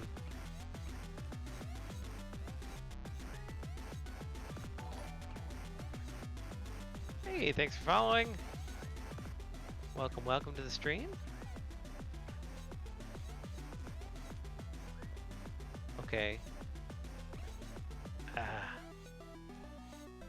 And I always like to emphasize it's not like a right answer. Like it has to do with the design intent of the game and like what you want to prioritize. Like somebody mentioned earlier, oh, can you pogo? And I'm like, no, you can't pogo. Pogoing being bouncing off of enemies by hitting your sword downwards and then getting a knockback effect from that. And that's like core to the identity of Silksong, Hollow Knight, many other games, right? But is that core to this game? Don't know. This game's all about different control schemes. Maybe it is. Maybe it's a later stage, different color. Maybe it's something that would make the game too easy. Maybe being able to up slash is important to the identity of the game. Maybe it's not, right? So it's always one where you want to like understand what you're doing, and doesn't necessarily mean there's like a right answer.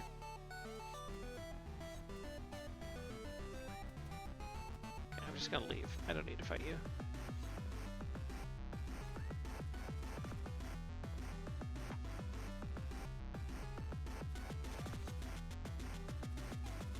Oh, that was so unfortunate. Just trapped in there. I just gotta take this guy out, quit leaving him. He's such a problem. There we go. And he's so easy to take out if you deal with it early. Okay. Room clear. And now I just need to get trigger happy here.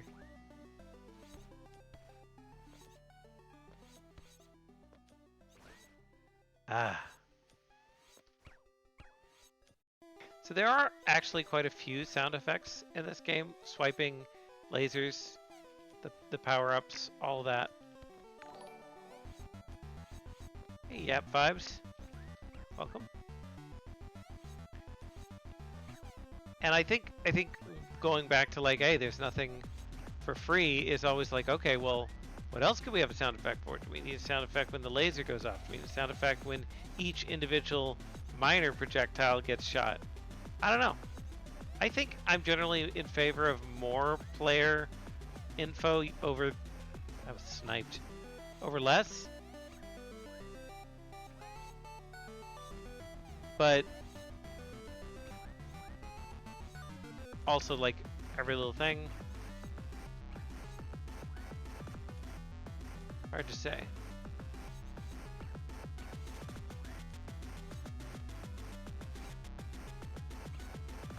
I got hit by the walking guy. Gosh. Shameful.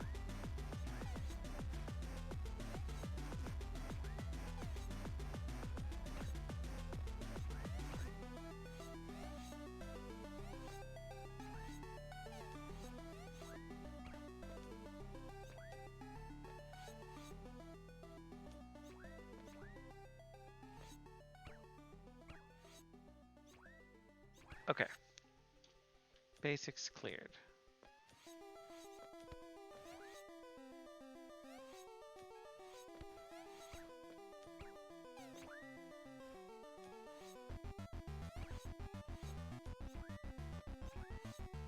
Hollow Knight curse stage later on. I mean, as long as it's not like Hunter's Crest, am I right?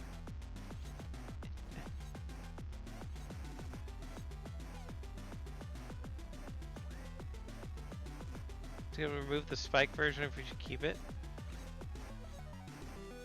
I think having good challenges is not a problem, right? I mean, there's something to be said for like, you know, again, what is the difficulty identity of your game, right? I mean, Hollow Knight has Path of Pain, right? And that's an optional area, but it is an area that's like very popular. People say, oh, it's really good design because it's challenging. People have made custom levels, you know, trying to make even harder versions of Path of Pain. There's nothing wrong with having hard sections of your levels. I think that the design questions are sometimes like, can you know, is something truly optional? Like, if it's really, really hard and you have to do it to complete the game, that can sometimes be frustrating to players. And I think also, and this was actually really controversial when Silksong came out, is how much do you want to repeat? Make the player repeat? Like, how much is the run back part of the identity of your game? Because, like, that's weird. The enemy's gone. The shooting enemy's gone. It's very strange. So, like, if the game... And, like, a lot of people with Silksong, they were like, oh my gosh, I have to do this run back to this boss, and it's really, really painful. And I'm like, I'm good at that part. And you've watched me, you know, the stream has watched me do this section, like, over and over and over, like, 30 times now, right? And it's like, okay, that's fine, but, like, is the goal... Like, this is where I'm gonna die, right? But, like, me doing the whole section over and over again, is that constructive? Or is that... Like, does that add to the challenge, or does that add to the frustration? That's a very hard line to decide. But I made it that time, because I got skills. So there you go. Okay. You deleted the flying enemy live? Doubt. Okay. Okay. Hunter's Crest, my preferred crest. Nonsense. Nonsense. Reaper's Crest, or nothing, or Wanderers. Palette of your world awakens from its long slumber. And we have color. What do the people have to say to this? Thank you for helping, my good sir. Oh, I wanted more dialogue. Writing team. Writing team, more. Timmy, I need more Timmy. Tell me. I feel like Timmy's like a mob boss. Welcome back to my secret closet. Yep. You're my first repeat visitor. Timmy, I don't... I just don't know what kind of merchandise you're moving out of here, but it makes me nervous. Okay. I think we got the color. This looks great. I love it. No new dialogue, so I'm going to go down and hopefully face the witch.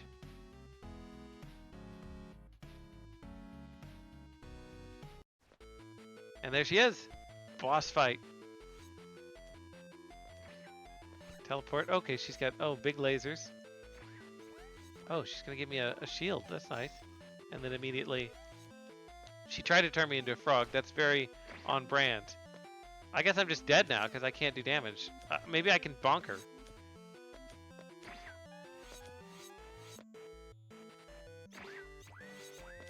Yeah, that's just death. That's a death laser. Oh. It said something and then I died. Did I die to a projectile? Or did I do damage to her as frog?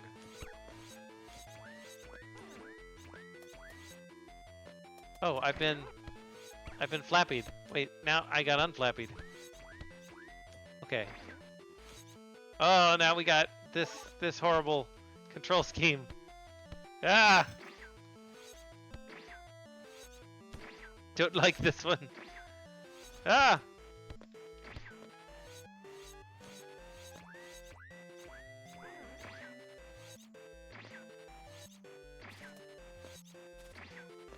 It seems to be saving my progress. Oh my gosh. Wait, I got all the control schemes at once? Okay, that was crazy. I had reversed and flappy and split keyboard. Okay, that was insane. Have we restarted back to the beginning? I don't seem to be able to die, or maybe just that. Okay, I've got Flappy Bird curse now. Oh, but then she cleared it. Okay, now it's just reverse.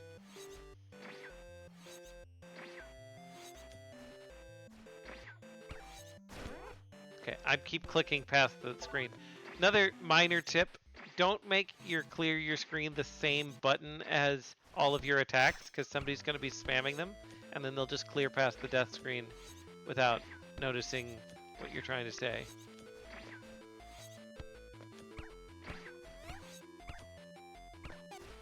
Okay, I'm Frog. I will stomp. Stomp! Yeah, or put a timeout. Hey, I got her! I actually hit her with the frog. That was unlikely. Can you please give me a different... There we go. Okay, you died. Okay, retry. So, I think part of the reason that's confusing is it's like, okay, I don't know... Like, the power-ups stay on the screen, so you don't know if they, like, if the encounter actually reset. I like this boss fight, though. Like, all the different control schemes really feels like the thematic culmination to this game.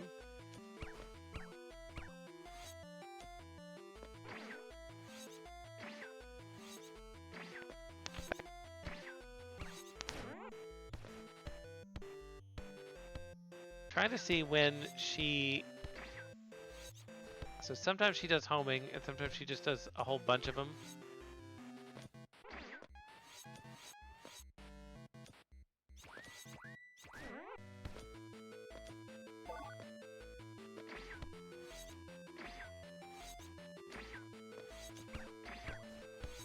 Okay, so she does teleport and then 4 different blasts.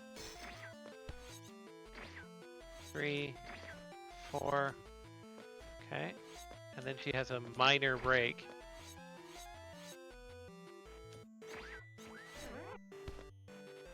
That one's hard to get through. When she does the lasers, if you're already up on the upper ledge. 2, okay, that was just 2. She doesn't seem to do contact damage though. Okay, we're in reverse control mode. Reverse control mode's not too bad. He says as he takes a hit. Ah! Boom, boom. Boom. Boom. I kind of want to be in Flappy Bird mode, I think.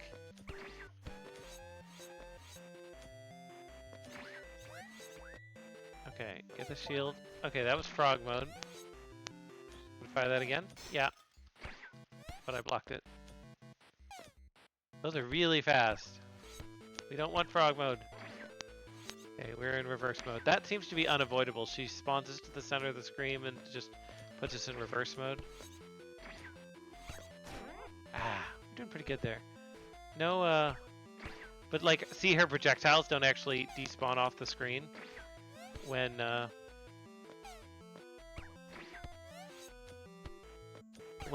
it restarts. That's easy enough fix.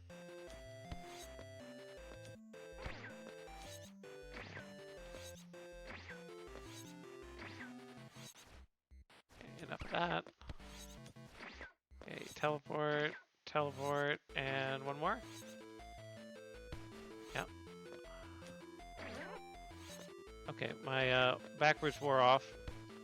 Didn't capitalize much on anything there. Okay, pew, pew, pew. So some of the lasers, like the red ones I feel like should kill me, but that just put me in Flappy Bird mode, which is exactly what I wanted. I can't block her projectiles in Flappy Bird mode, but I can actually do some damage back. It doesn't last long. Ah! Ah, nice. No, by which I mean the opposite of nice.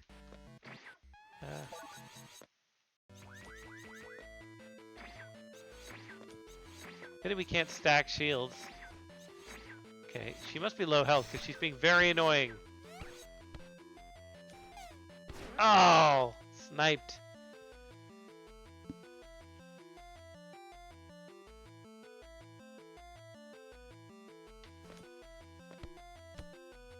It's challenging. Okay.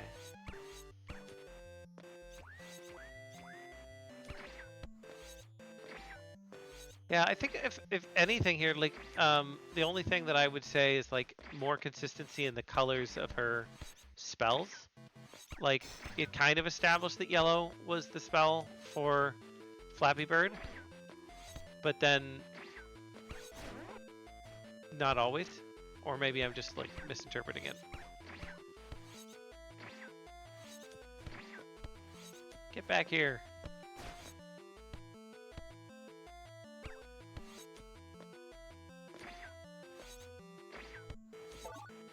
Okay.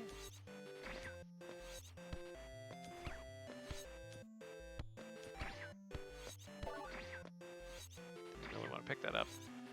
Can't stack shields, which is the big bummer. Okay, that's gonna be snipe. Yeah. Oh.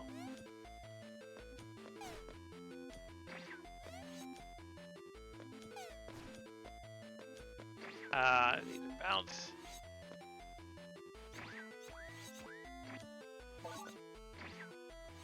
End this froggy curse. Maybe I need to hit her before it'll end.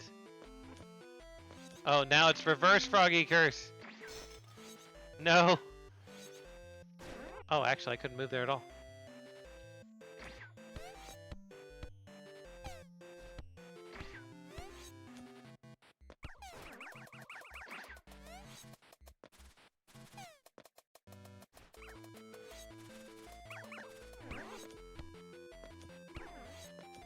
I think we all know that the Flappy curse is the best curse. Ah. Split keyboard, man. It's a tough one. You actually have to move your hand, or at least I do. Hit me with that. There we go. This is not a curse at all. I'm not locked in here with you. You're locked in here with me. Ah.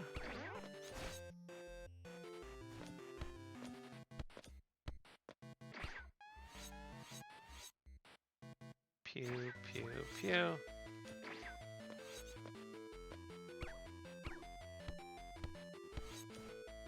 Okay, what's that?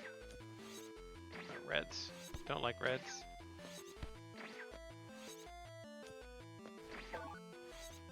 Okay.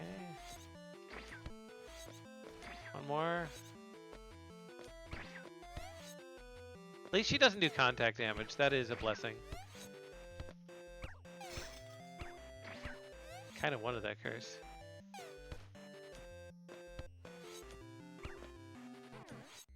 Reverse curse. Okay. Whoa. Oh. Okay, she's no longer doing 4 times. I like that it switches. Ah. Like that it switches as she loses health, like how many teleports she does. It gets harder. That's very good boss design. Wonder if she always does that burst attack right when I have, after she's done the split keyboard curse, or if that was just bad timing.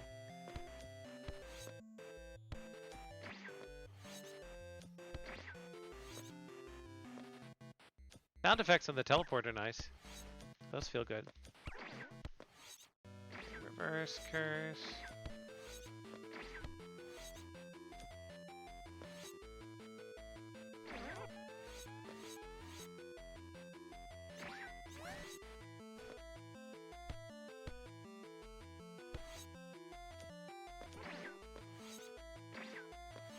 I feel like I got her down fairly low when she started spamming out the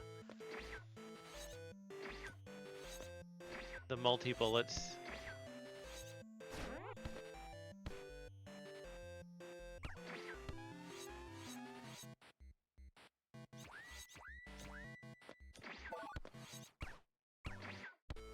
Okay, that's pretty good.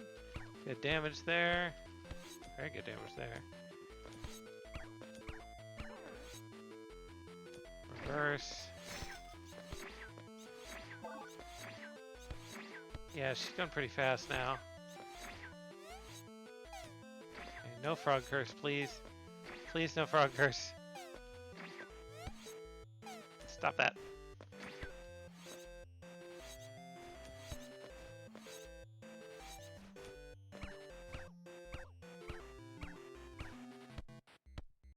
Hey, we got her! Okay. You defeated the witch, regained all the properties the world is now at peace. Thank you for playing our game. Return to menu. Very solidly done game. Seriously, very good. Inventive concept. Love the aesthetic of the world being restored. Good level of challenge. Boss fight felt really nicely done. Enemies felt good. Polished things here and there, but you know, overall very, very good. Awesome. All right. So we're like an hour after schedule. That's fine. We will keep on. All right. Hey there, Ender's Bread. Okay. What should happen when she does the spam attack? Yeah, cool. All right. So that is our second game here. So I'm going to go ahead and move on to our next one, which is going to be Team 10's Evangeline.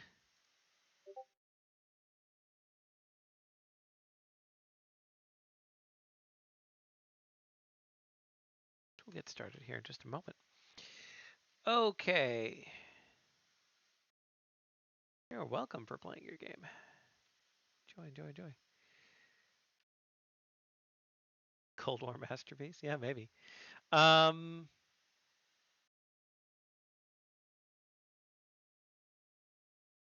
Okay.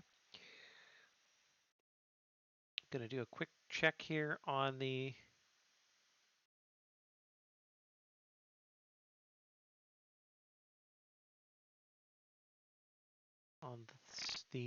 server, and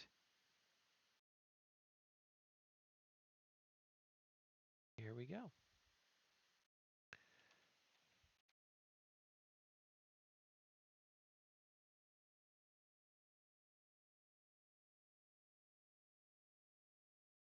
Also, several of these games have readmes. I haven't been great about reading all of them so far without much of an issue, but let me just check a few things. Sometimes people will put in like known bugs or things to check.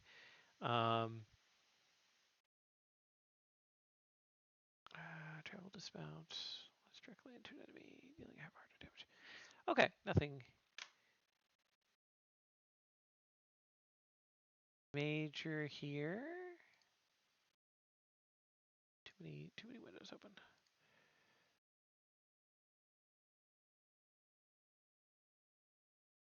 Okay, Evangeline.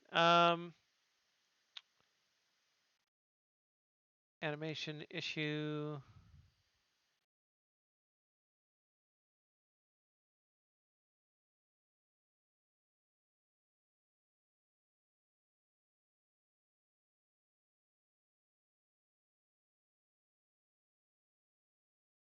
Okay, we might need to do some resolution changing. That's the only big issue I see on this one.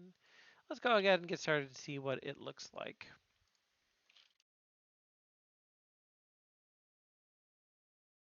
Hey there, Togapibri. I am grading. Great to have you here. Okay.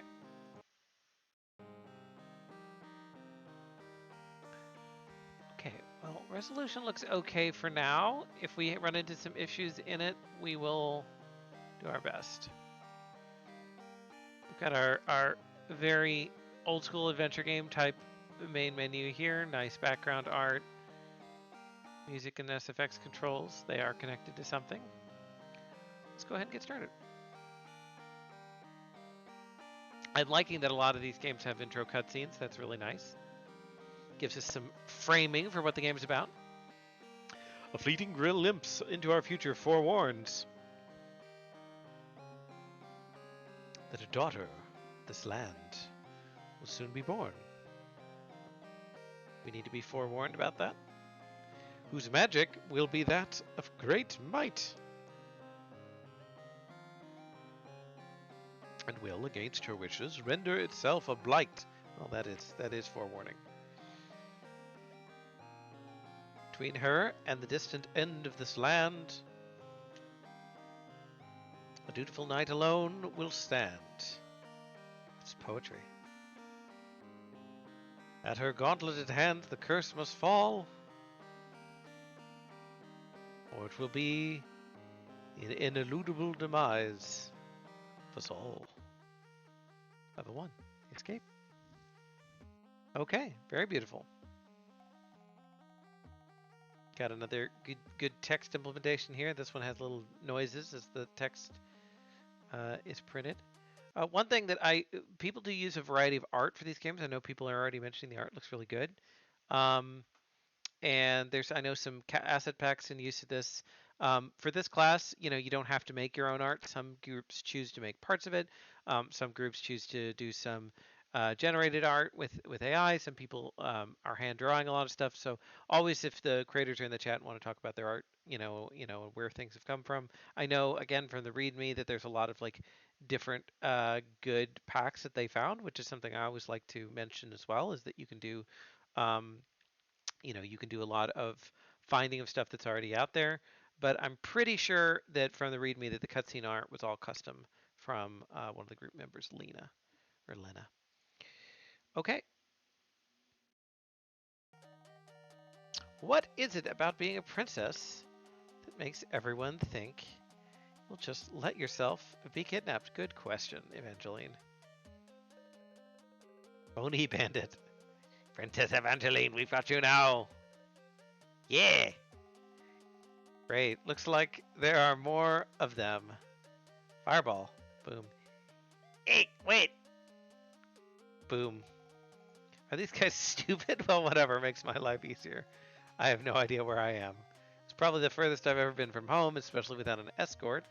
Home! I need to get back. I know Mother and Thena have been worried. I'm sure Thena's already looking for me. On the bright side, I'm finally getting an adventure! I can use this chance to actually learn about Sylvalia properly. If I'm going to rule the kingdom, I should know its lands and its people. Okay, so I've got 4 hearts. I've got what I'm assuming is a magic bar because it is under my hearts and is blue. Again, conventions. And I have no idea what the controls are, but WSAD seems to allow me to jump. I have a double jump. Really more of a hover than anything. Oh, no, it's got some height. I was just hitting the roots. How do I fire that fireball? Maybe it'll tell me. There we go. Press space or W to jump. Press it again while in the air to double jump. Hold X shift to sprint. Okay, it looks like I do have to click out of that. Okay, so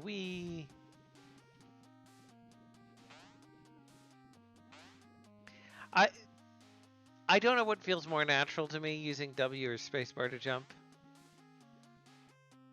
E to unleash a spell attack for less damage. There we go. Pew pew.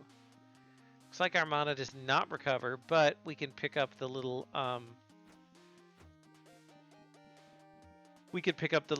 balls, potions for more. Press left mouse button to attack.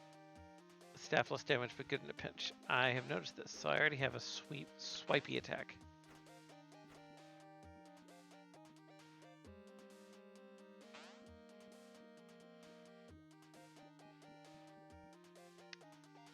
Break some barrels. Okay, so I can break the barrels. Oh, very nicely animated.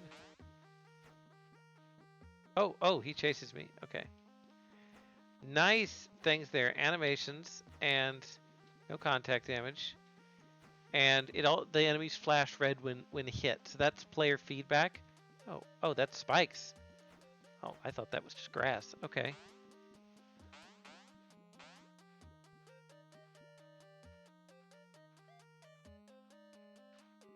Okay, so that does quite a goodly amount of damage. And we got a health potion for that barrel. Okay. So when I say contact damage, some enemies in games like this, they deal damage when you touch them, and some enemies, like we had some of those in the last game, right? And some of them do damage only when they are firing an actual. Oh, I gotta get those spikes noticed. When they're swinging in actual animations, they have a hurt box that is temporary.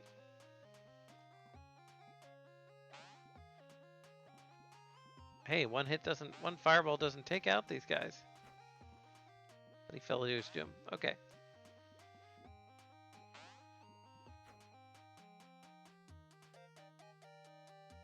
Okay. Oh, I can hit his arrows. Okay, two of those is enough. Okay, 2 fireballs seems to deal with it pretty well.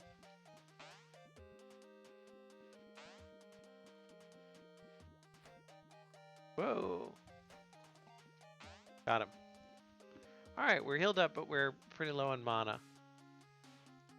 More cutscenes? Watch out! Wow, that was very aggressive slime.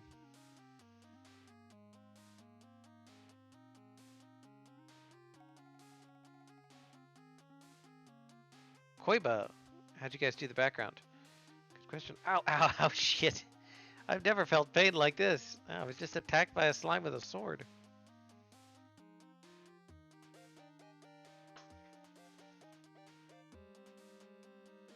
More health potions. Don't get addicted to health potions.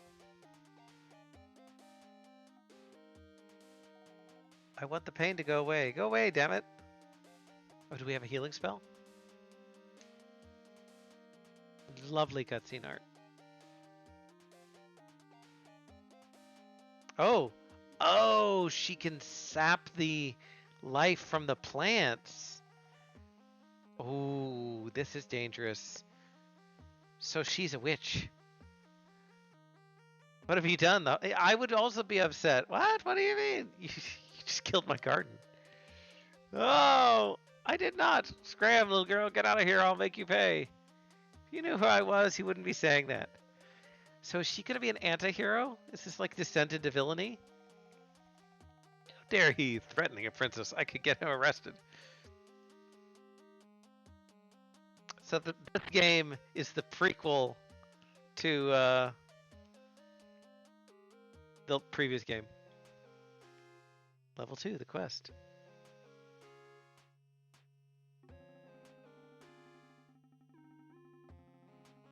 Said Athena, you have served my family for many years. There's no knight in the royal guard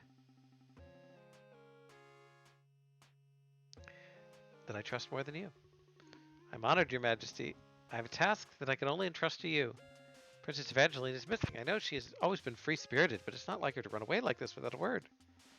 Is this our love interest? Something has happened. I need to know what my daughter is safe. You, Sir Athena, must find her. Of course. I'm honored you would trust me to do so. Accept this duty. If I may be honest with you, my queen, I have been worried myself. I know that the two of you have always been close friends. I trust that your care for her will bring her home to me. So remember, your duty always comes before your friendship with my daughter. Yeah, but aren't you supposed to serve her? I understand, your majesty. Go, Sir Athena, bring my daughter home. Love the sprite work for all these individuals. So I don't know if they started with the sprite that they found and then added the cutscene art to match, or vice versa, or if both were done custom, but it's very, very charming. I must find Ava before it's too late. Oh, okay, so we get a different character with different movesets. Definitely got a sword slash. Got our same double jump. Got our sprint. I was not making use of the sprint near enough. Hello, are you friendly? Press F to talk. Sir Athena, I've heard word you have been tasked with fighting Princess Evangeline. You have heard correctly, sir. May the blessings of the land be upon you. We will be awaiting the safe return of the both of you. Right. Do I have an E ability? I do. Sword swipe. Uses up quite a bit of energy, though. Yeah, so I know it was mentioned earlier, but this idea of parallax backgrounds, where there's different layers that move at different speeds, adds a lot of depth to 2D games. In fact, there's 3 layers. There's the back sky, there's the cloud and red tile level, and then there's the front layer, it looks like here. So they're all moving at different speeds. Hello! You're a member of the Royal Guard, aren't you?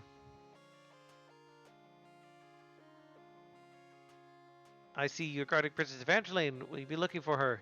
Yes, my search begins today. Good, you do your best to bring that poor girl home and safe. Else I'll go out there and rescue her myself. Ha ha! Schmuck. Okay. These so-called adventurers always talk like this. Least they'll find Ava less appreciative of being rescued than they fantasize about. I will fulfill my duty. See that you do. Okay. So it sounds like the sprites were tweaked. And then we got this. Town guard. Greetings, Sir Athena. Greetings. Must warn you of the danger ahead. Recently there have been sightings of orcsies many miles from this place. Mere miles. Perhaps then my excursion can serve two purposes. I will rid the land of beasts and find Princess Ava. I should have known nothing scares you, Sir Athena. Quite the contrary, actually, but a knight has no use for needless fear. I thank you for the warning. I will be better prepared for the journey ahead. May the blessings of the land be upon you. Okay. And also with you. Okay. Where are these orcs? The method of attack is her sword. Aha! Oh, I definitely do more damage than the mage does, which makes good sense. Bridge. More skelliers. These don't look like orcs. Okay, there we go. Also, no up slash or down slash, but I do seem to have. It might hit, but behind me. And you need one of these.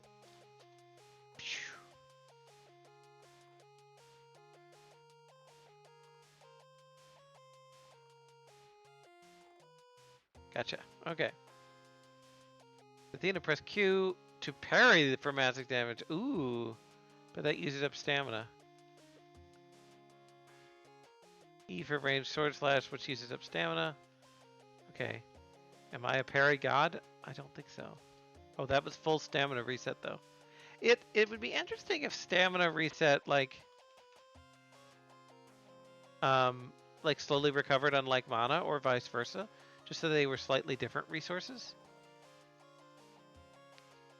Looks like we can just parry his arrows. Shooting arrows. Filthy casuals. Okay, there we go. Kitey, kitey, kite. All right.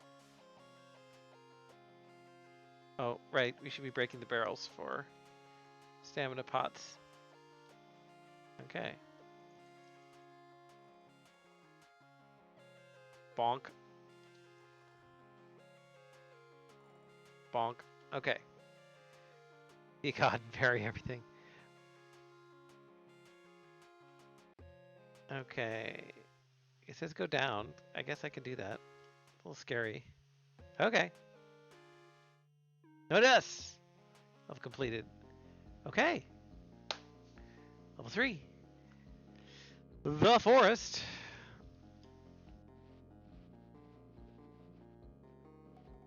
Jeez, what was that guy's problem? That healing power. I've never done that before. I didn't even know I could do that. If I did actually kill that guy's plants, maybe I need to get the energy to heal from somewhere. I should try it near some enemies. This reminds me of no, it's not possible. Don't think I've ever been alone for this long. After getting hurt like that, I'm not feeling very optimistic about this anymore. I need to get home. Okay, so yeah, how do we...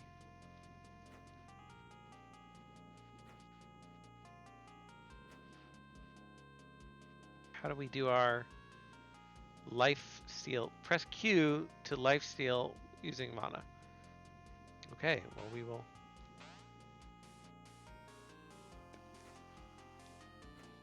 Once we get hit, we will attempt to do that. Okay, here. There we go. Oh! Oh, that worked very well. Pretty heavy on the mana bar, but... decent range. Oh, very good. Yeah, that's the way. That's better than Fireball.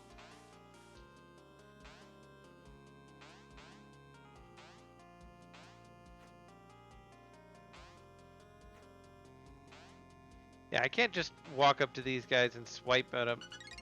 I kind of have to like I can with Athena. The characters feel different, which is very good, right? If you're going to make multiple characters in a game, you definitely want them to feel different.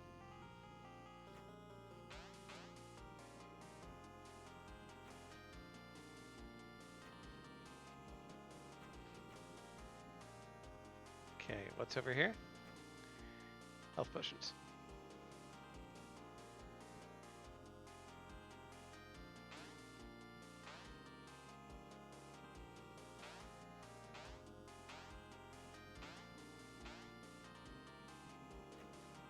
So we've seen slime enemies and we've seen skelly archers so far. A thing that you can do in development of games, and we'll see if we see this in this game or not. Oh, mana potion. Don't mind if I do. Is you want to make like different behavioral patterns for different enemies, right? So skeleton archer is a ranged guy. The slime is a melee guy. That's all good, right? Then the question is, how many unique enemies do you want to make? You could make tons and tons of them, but that would be a lot of work. Or sometimes what you'll see things do is what's called reskinning, right? Where you have like, oh, I have the same enemy, but it's a purple slime, or it's a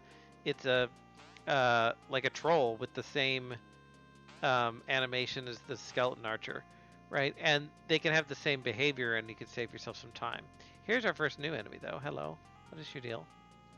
Okay, also a melee attacker. Big swipe. Maybe does more damage. Very kiteable though. All right. You have a lot of health. There we go. All right. See how you like a fireball. He did not, in fact, like a fireball.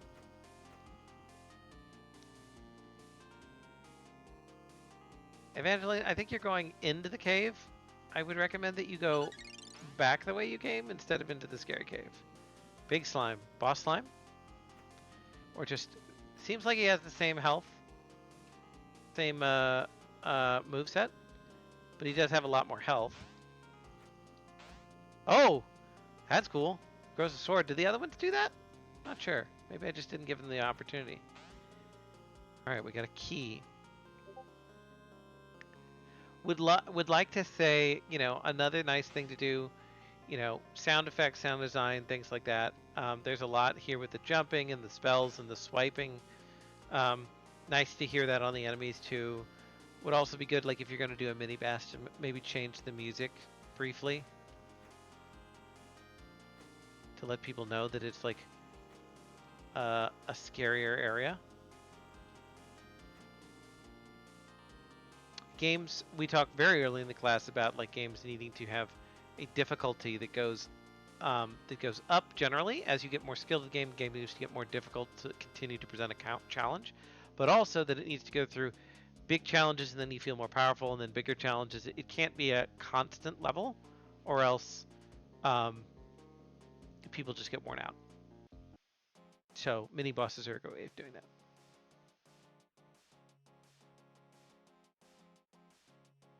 Before the cavern.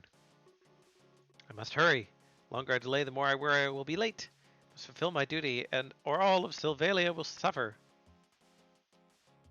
Okay, new soundtrack here.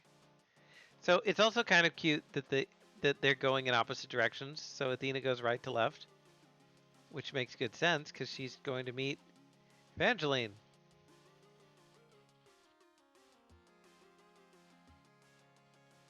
Up or down? High road or low road?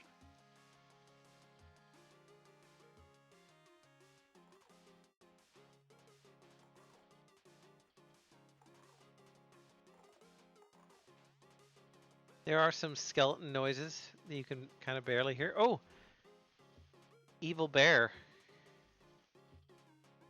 Like this? Okay. He's not so tough. Gears. Oh, spikes! And lava. This is tricky. But there's treasure, and I must get treasure. I think it had a single health potion in it. Maybe not worth.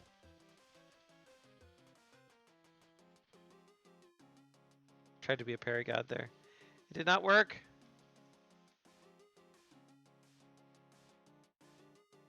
Wait, I forgot the key for parry. Wasn't it right click?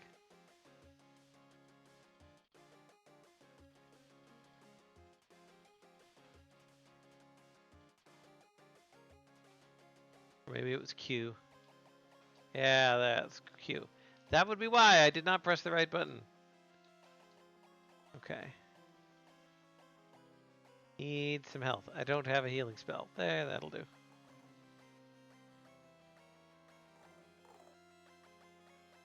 Okay, big heal there. Oh, goblin on a mount. Got a flail?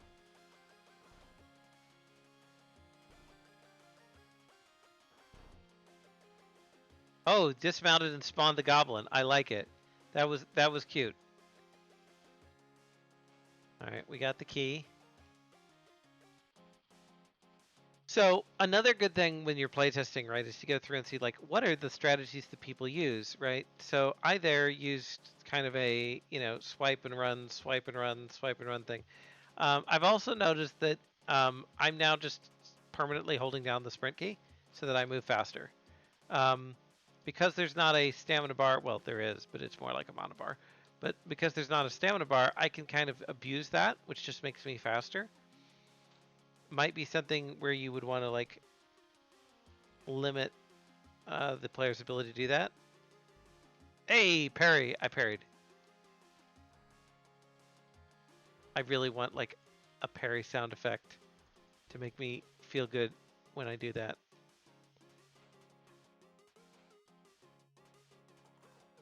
Hey, you got a free shot off of me. That was rude. Interesting. I don't think that was intended. I found the secret end of the level.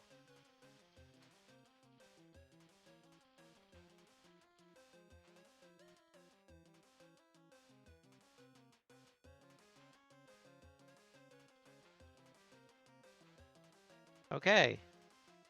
Can I get out of the secret skip? Probably if I just burn myself in that lava. Oh. Now I'm really out of luck.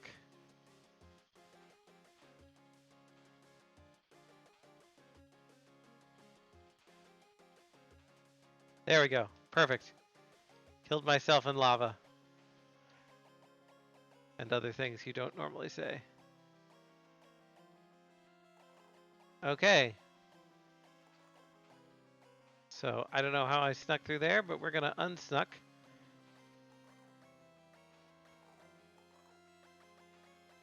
So we've got some enemies. The ranged enemies do back off a little bit, just talking about their behavior, which is nice. It makes good sense that they're trying to like get away from you because they're ranged. The melee enemies are a little wandery. Seems like it would make sense for them to kind of charge you a little bit more, but overall they're pretty good. Get back, Freddy Fazbear. Okay. I knew there was lava there, and I hadn't fallen all the way off the screen, which meant I could leap and hit the lava and that would respawn me. Hacks. All right. These are good levels. Introduce some new stuff. Oh, the corruption. Ooh. Hey! There we are, Athena. Or is this really her? Or is it a doppelganger? Boy, am I happy to see you. I knew you'd come find me. I have so much to tell you. I'm so ready to go home. I do notice the background change. I believe that our poor Evangeline has sucked the life out of the land. Athena? Ava?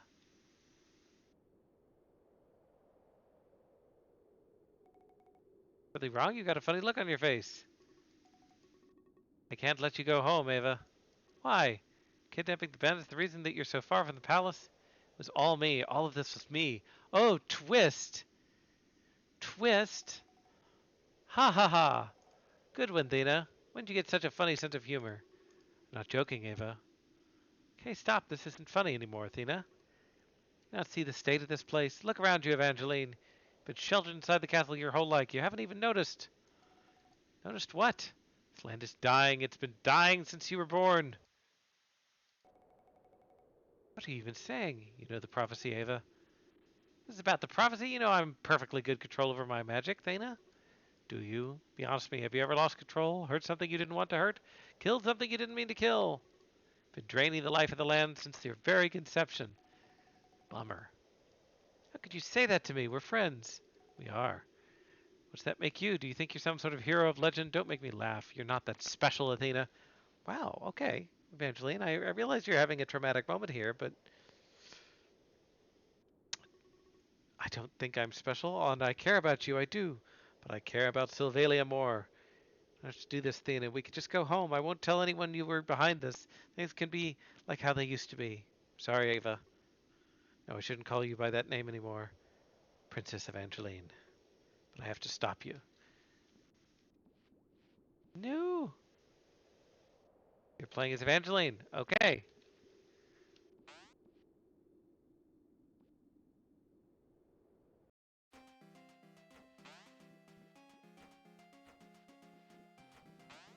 Oh, big double strike there. Oh, just immediate death. Okay. I don't have a parry, Athena. Okay.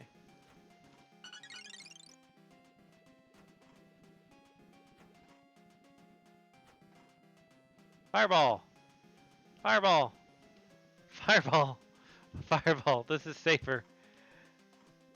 Oh, just infinite fireballs. Oh no!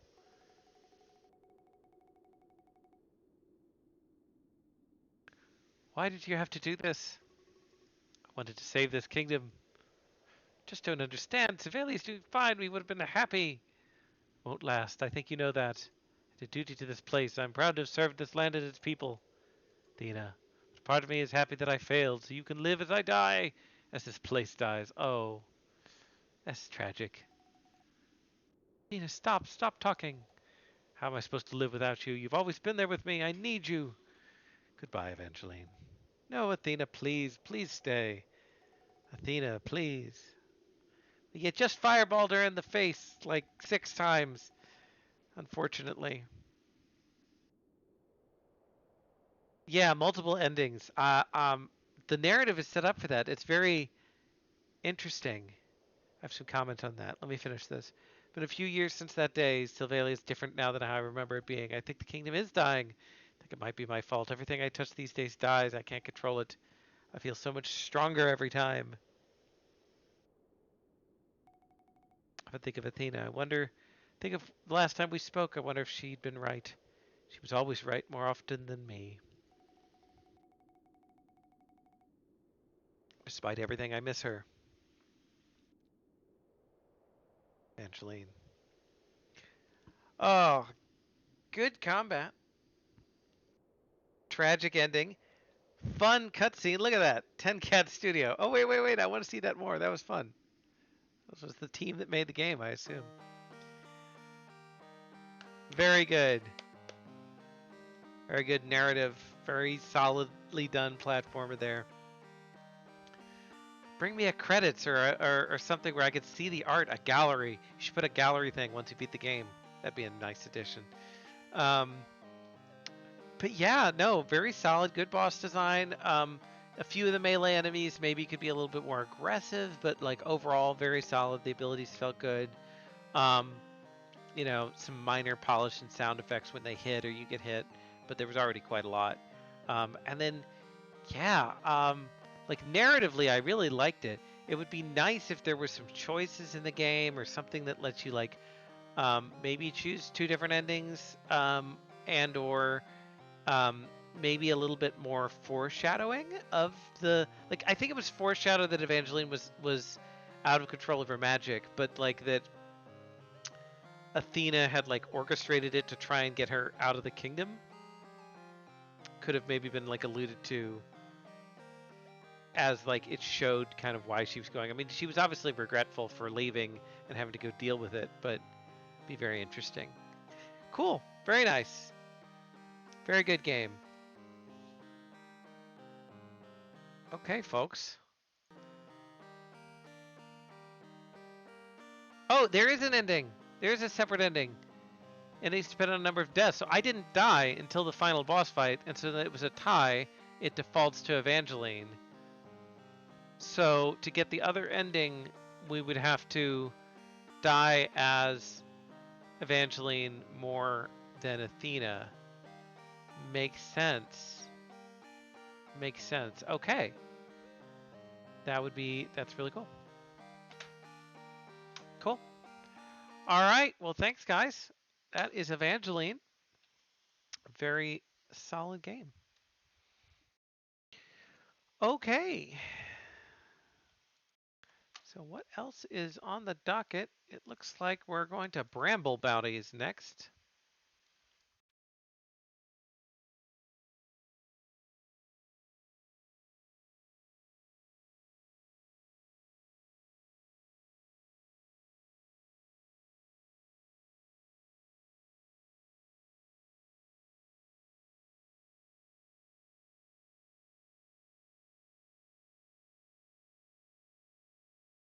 And that will be Team 13. Cool, cool, cool. We will probably, if I had to guess, we'll probably take a short break after Team 8, Slime Girl Slime World. Mostly because I need to do a little technical changeover to do the game after that. That'll be VR. But I'll let people know as we get closer to that. Okay. So, Bramble Bounties.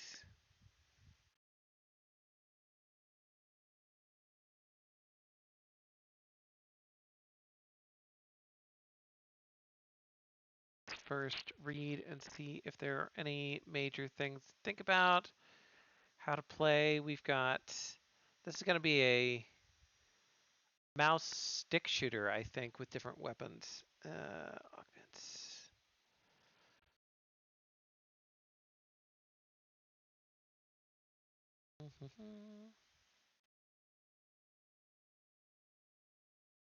Got some more custom art from this.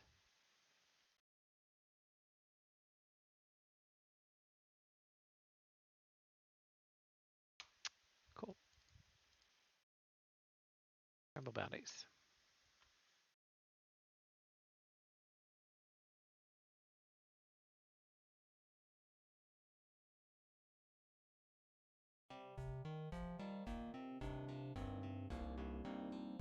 Well, there's the brambles right off the bat.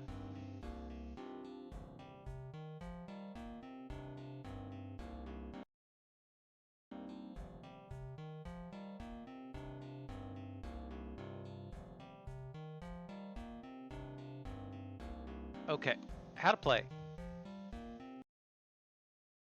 Okay, you are an intergalactic bounty hunter from Bramble Nebula, tasked with taking down an intergalactic criminal organization by defeating their leaders. Unfortunately, you only have room to bring back the bodies of 5 members. You may either play it safe by going for the lower ranked members or save the nebula altogether by taking down their toughest members. Are you ready for the challenge? Okay, so some choice here. WASD to move around, use mouse to aim, left click with current weapon, change weapons with the number keys, R to reload, shift to sprint, watch out. You cannot sprint if you're low on stamina. Press E to grab augments from the floor and tab to toggle the augment menu. If you need to pause or quit, press escape. All right. Bounties. Before each floor, you're given 3 potential targets. You may only pick one. Whoever that may be, they will be the boss waiting for you at the end of each floor. Once you've made your choice, your hunt will begin. Keep in mind that the higher the bounty, the stronger they'll be, but the more score you'll obtain. Final floor always has the same boss to beat him when you win. Criminal's lair is randomly generated. You'll never know what it might look like if you enter a room. So this is a roguelike element type game. If you enter a room with enemies, it will not be allowed to leave until all the enemies are vanquished. Last room, boss's hideout, signifies a room with a green teleporter. Once the boss is vanquished, you have the option to leave immediately by stepping the teleporter, or you can continue exploring the current floor. Okay, so this is kind of Binding of Isaac rules. You have to beat everybody in the room. You do not have to leave the floor once you beat the boss, but you can. Cleaning rooms and defeating bosses, you may find weapon augments on the north side of the room. They'll give you weapon stats boosts. You can equip up to 8 and hold 16 in reserve. That's a lot.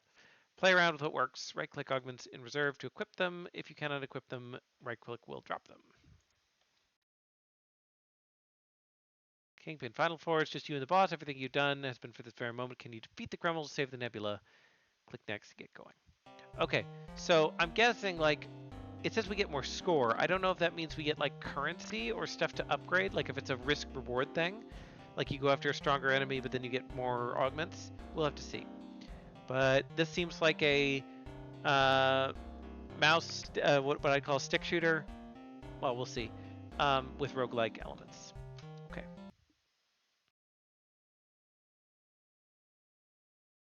Real Courtman, I just finished Outer Wilds the other day. Here, Bramble felt like a trigger word. Yes. Yes, it does. Okay.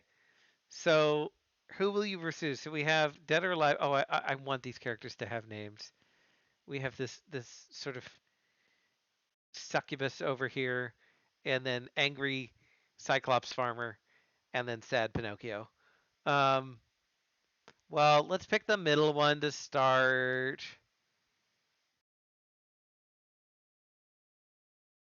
I guess. Okay, here we are. Oh, we're okay. I love his little walk. That's so funny. Little animation. All right, so we've got our bandana. Okay, I'm turning this up. The soundtrack's it's fun. Okay, we have a knife, which is a very swipey sound effect. Uh, we have a pistol, revolver, reload, shotgun, machine gun. What is this? Automatic shotgun? Not sure. And then what's 6? Lightsaber. Okay. Well, we're dressed like a cowboy, so let's use the revolver. Notice the weapons do change on the sprite. Very nice. They rotate. Also, he switches hands. That's kind of cute. So if it's aiming to the left, it's in his right hand. If he's aiming here, it's in his left hand. That's good touch. They do aim where you're looking. Okay. We're gonna try a revolver. Incoming wave. All right. Hello. Got Nebula from Guardians of the Galaxy there. Okay. Okay, I can do this. How about shotgun? Boom. Boom. A lot of reloading to do here. Oh, there was an augment there. We picked it up. I don't know what it did.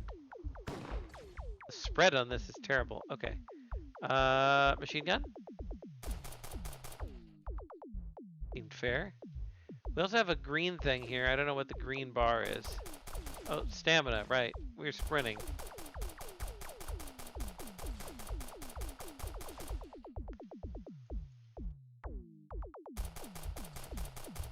Cad Bane here, taking out all these guys. So, I'm just kind of playing now. Oh, we took a little damage there. So this guy kind of stomps towards us, so I'm guessing this is kind of a melee guy. Yeah, he does judo. And then we've got the projectile people, which shoot. They keep their distance, and then they shoot at a certain range. Okay, this seems like a job for shotgun. What about the big shotgun? This may be more of a rifle than a shotgun. See, what does this do? I don't know what this does. Maybe it was just bullets? I think that was just ammo.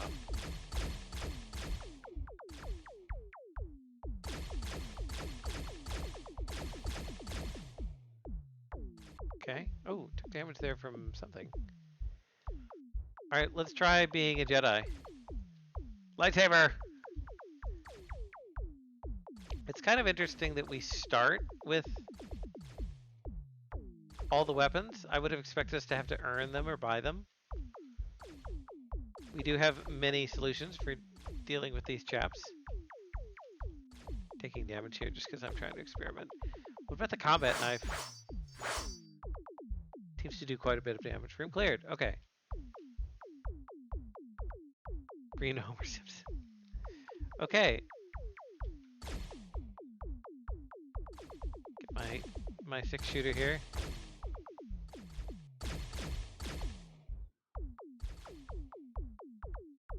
Pew pew pew pew pew pew.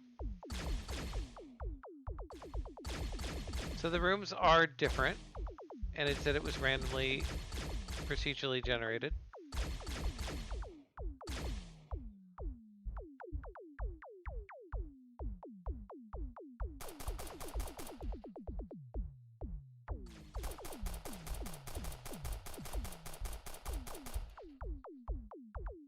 Come back here, Green Homer Simpson.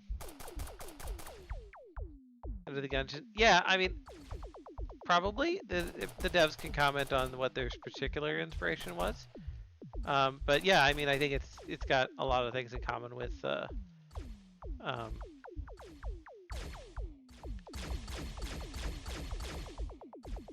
with many roguelikes, Binding of Isaac, Infinite Gungeon, that kind of thing.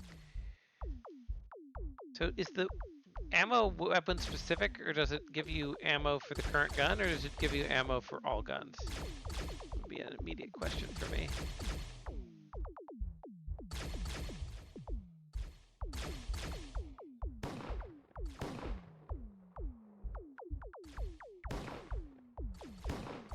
My life for some more reload speed. Shotgun does a lot of damage, as would be expected for a video game shotgun.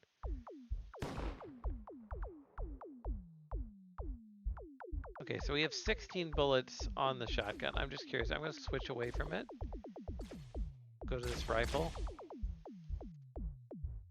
I'm just curious if we pick up bullets, if it will also give bullets for the shotty. If anyone drops bullets. Drop bullets! Please. Okay, so these guys are kind of caught between the train. Okay, there we go. So we got 8 bullets for that. And it gave 2 bullets for the shotgun. So when you pick up ammo, it gives ammo for everything. Although it gives different amounts of ammo depending on the, like, natural amount for, I guess, a magazine of the gun. Yes, I know shotguns don't have magazines. Okay. Well, the controls feel solid. They feel responsive. I feel able to move through.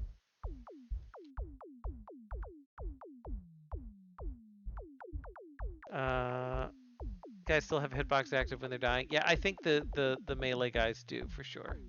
Oh, there's an augment. Okay, what does it do? Oh, here's another one. Augment. It did say they'd appear in the north part of the room. But it would be nice to see. Here's the augment menu. Okay, so we have dagger, revolver. Okay, so we can read their stats. Damage, rate of fire, ammo, reserves reload time, bullet speed. Okay. Shotgun.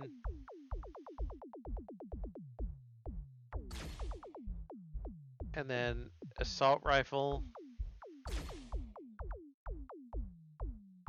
I think the rate of fire is kind of inverted, and because I think that's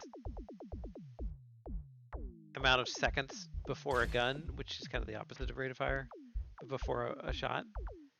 Okay, but anyway, assault rifle is the fastest. Lever rifle, okay, and then sword. So the sword is just strictly better than the dagger. Looks like.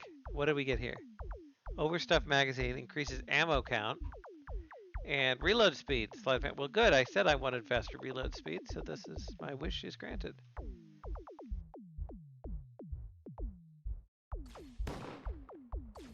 Pew. Pew.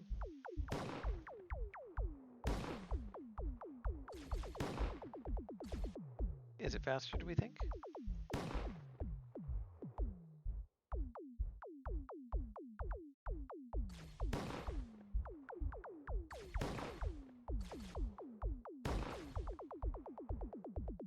Also, something has increased the magazine size of this shotgun by a ridiculous amount. It used to hold 2. Now it holds Way more than 2. Ammo capacity plus 20? Shouldn't that just change the... I feel like this should probably not be the same amount for all guns. Yeah, the revolver now holds 46 bullets in a single. That is a heck of a drum. Yeah, I would probably make that a percentage, like increase by 33% minimum of 1. Because on the things that already had smaller magazines, it becomes a ridiculously increased amount.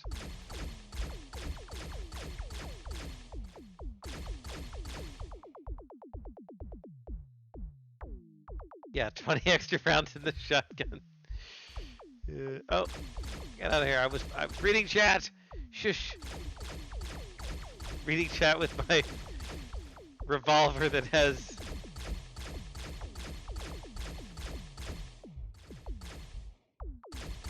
So it does encourage you to use different guns because you do get ammo for all of them. So you kind of want to like spread them out.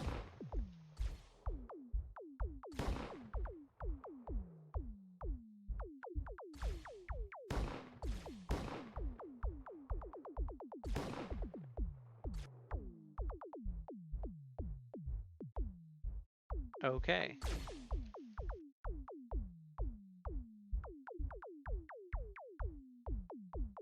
Oh, there's an augment here. Where's the augment? Okay, it's infinity revolver only. Ammo's just no longer. Who needs ammo? I am the gunslinger. Okay, this is kind of funny though. And this is one of the great things about roguelikes, right? Is making builds that are stupid. There's something to be said for like the amusement of this. Come get me.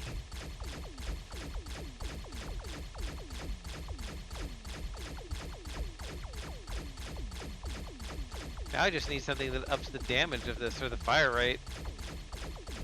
Fire rate probably is the safest thing.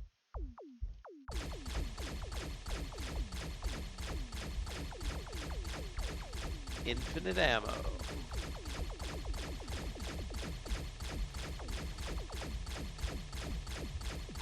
Okay, this is fun, but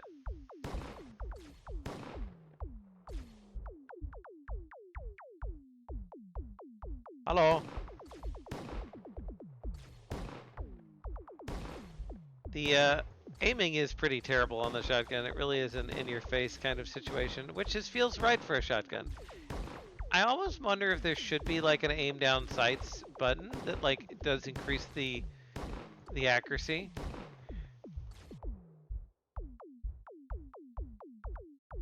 Okay, what's this do? Extra pouch, just ammo reserve. Okay, well after all the other broken ones, this is a relatively not broken augment.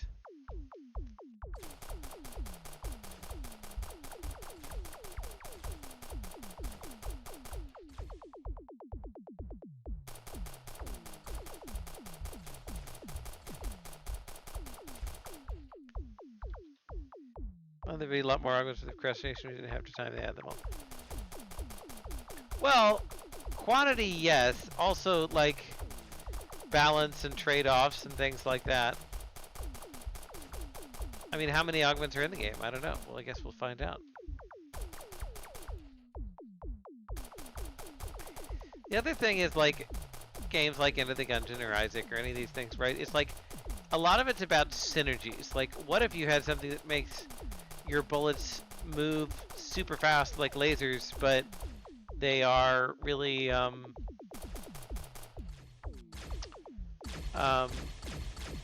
but the fire rate's low, right? Trade-offs, right? That can also add a lot of complexity and interest to a game. Pew, pew, pew, pew, pew, pew.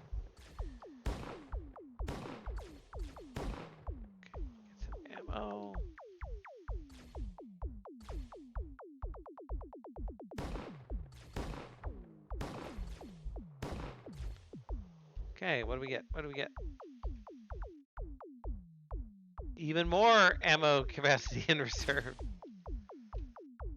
This revolver now holds 60 shots.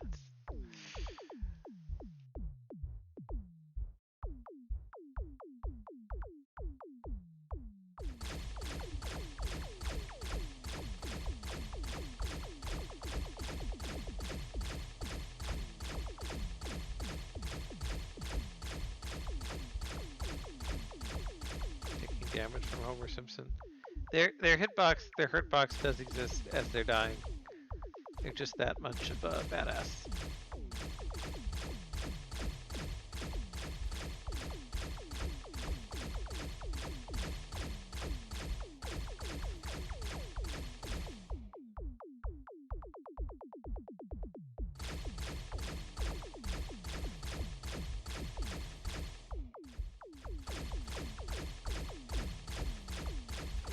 Oh, another thing that I think would be good, right, is to see like an increased variety of enemies.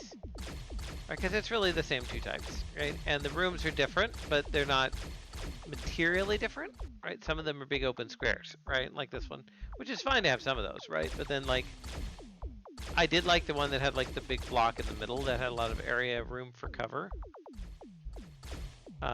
which is a lot of fun. But yeah, so like sometimes it's like, okay, do we have volume, but do we have like meaningful differences? This is fun. Oh, like piercing bullets. That could be an augment. I wonder if that's a thing. That'd be really terrifying for the shotgun. Let's see what we got. Long shot. Oh, so it also tells me the rarity of it. That's good. Bullets travel further. How much further? Quite further. Okay. So we're back to this room again.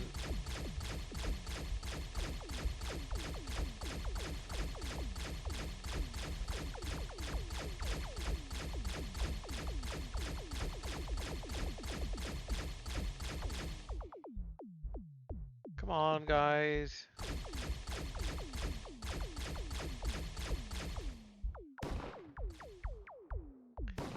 I don't know, I just like the shotgun. I think it one-shots pretty much all these guys. I need to stop running into them as they're dying, though. I do a lot of damage. Almost all of my damage has been just from running into the green guys. Excuse me. Excuse me. Excuse me. Excuse me.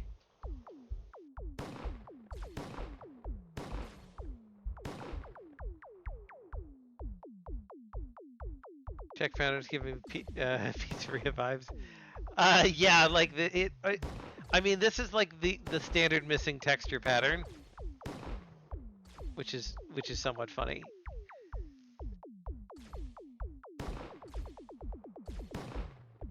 I mean, it's these are mob guys, right? Space mob running space front in space pizza shop. I feel like this is something that would be in like Futurama. Oh, bye.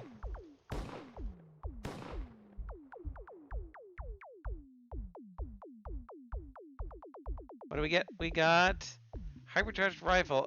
AR rifle takes much longer to reload. Who cares if we need to reload when we have a magazine? Oh my gosh, it takes forever though. Look at this.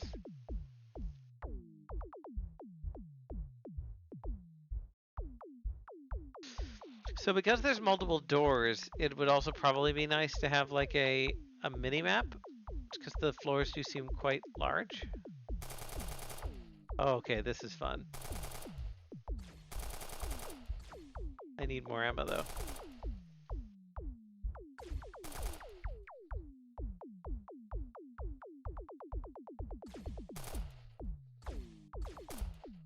Okay, so one shot takes out everybody with this. And the fire rate is insane. Like I can't even get it on single shot mode consistently.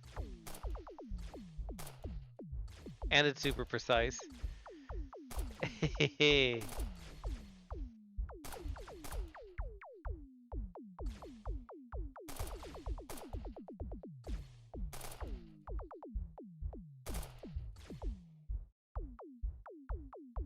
More bullet. I don't know why I reloaded. Can I switch weapons while I'm reloading? I can. Oh, shoot. Oh, I died. Okay. So, easy to take a lot of damage really quickly when you run into people. That's another reason we sometimes add what's called, well, just delays. Um, in, like, how many, I don't know why I'm using that. But we use delays in how often you can take damage. So you effectively get iframes, what's called invincibility frames, after you take damage, so that you can't like lose all your health in one thing. Go away.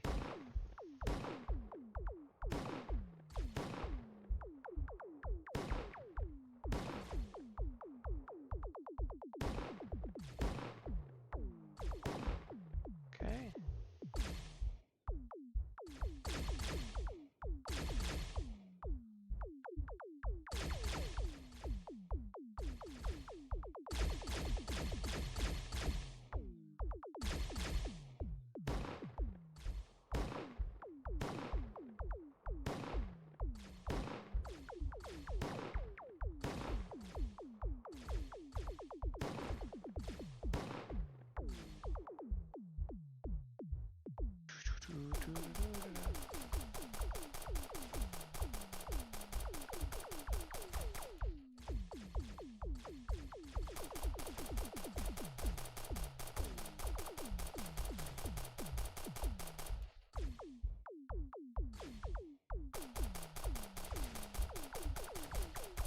So this kind of becomes the dominant strategy, is just clumping everyone together and then seeing what you can do with it.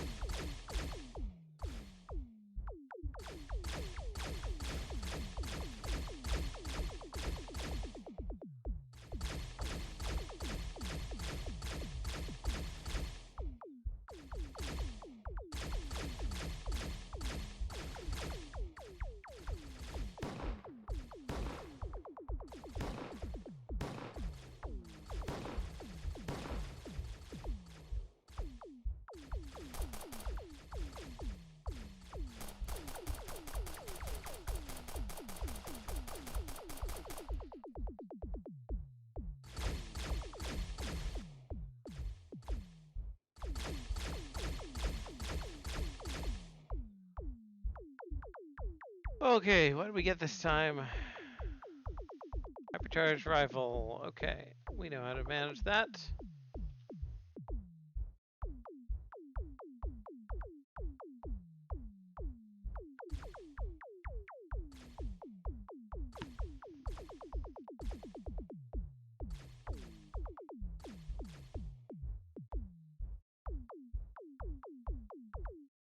This AR does take quite a bit of time to reload. Just a bit. We get the legendary AR again.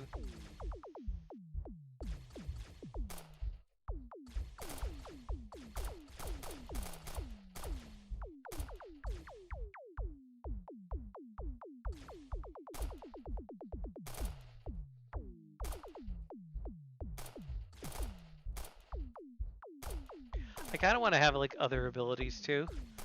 Like, I don't know, like a dash or a roll or something, or like bullet time, being able to like pause and then just like high noon everybody would be pretty great.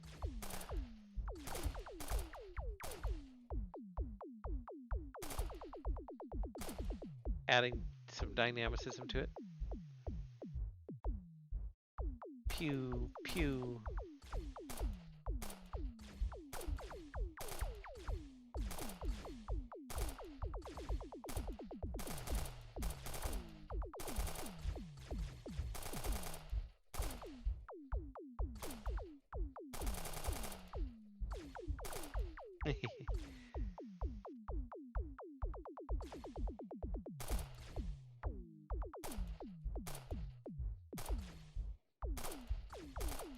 Or something that like gets you a chance to automatically reload or reload faster on a kill or something.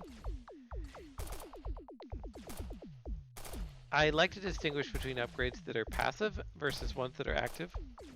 Like ones that increase damage and fire rate and things like that. Those are all good. But like it's also good to have like activated abilities and other such things that add something. Ooh, a little glitch there. It's still showing the reloading bar of my other gun, even though I've switched to this one. Interesting. So still passively reloading in the background. Interesting choice. Okay. Hungry bullets. Ammo doubled, but doubled ammo usage, but tripled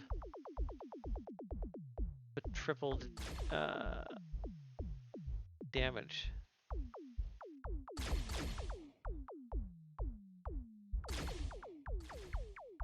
Ah, but actually it looks like it's tripled ammo usage, not doubled. So that's actually kind of worse. We don't need it for guns that are already doing huge amounts of... Oh, we got some glitches now. This is... We have no ammo on this gun. We need to turn that one off. That's actually not helping us. That also seems to have fixed our ammo issue with the assault rifle. So that's good. A little bit of a weird interaction there. Caused one of our guns to register as having no ammo.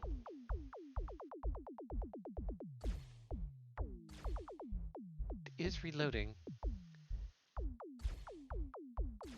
Dual wielding.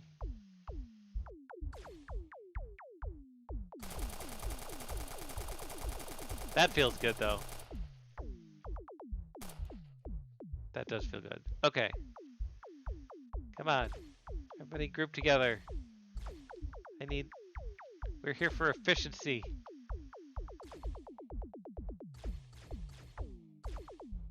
Alright, all together, right in the middle of the room. Come on. Come on. Almost all together. Alright. Oh no, it did the out of ammo thing again. Damn it. What's causing that? Something burned through that ammo. Well, whatever. They're gonna be less satisfying then, but we can still make it work.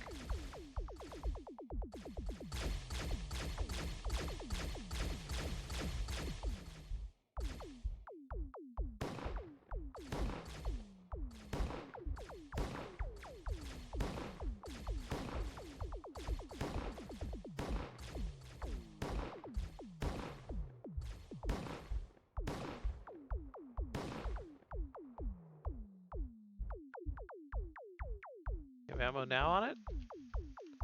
We're really not getting very much ammo now.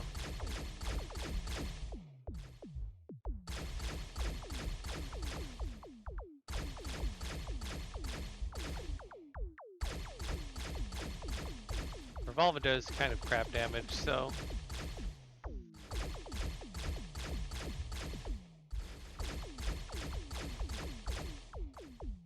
Out of ammo here, here.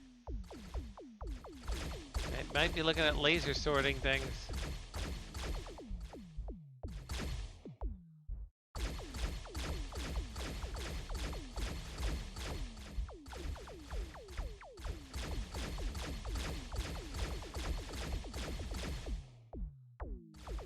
Laser sword it is.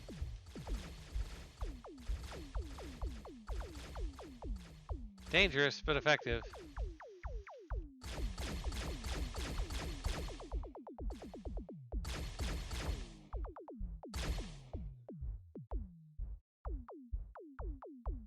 Bullets. That's not even worth the time to do the reload. What do we got? Augment. Increases ammo reserve. We need ammo. Just ammo reserve. Okay.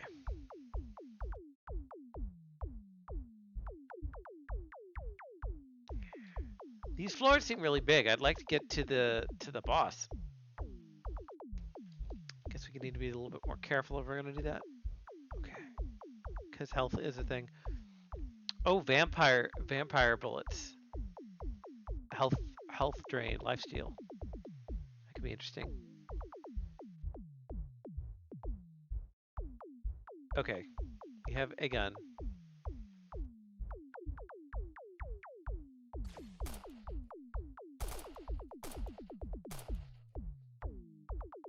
Pew. Pew.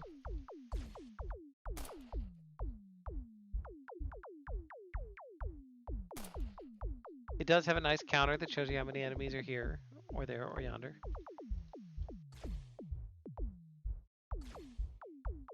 Question from chat about award-winning games. Yes. Yes, that is still intended. No, it is not live. So, question about will award-winning games and games that are, have been played in stream and other things, will they be like available for download and or view somewhere? That is the intention. Summer project, probably.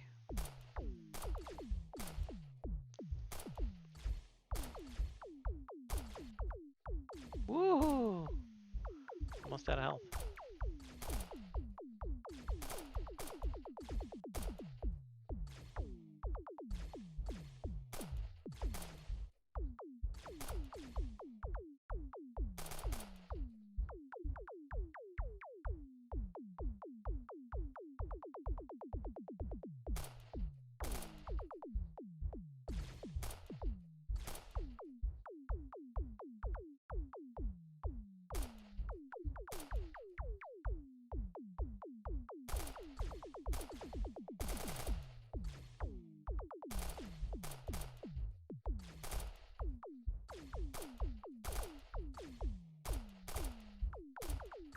So another thing is, like, because the dying animation takes a while, it actually blocks the bullets for a little bit.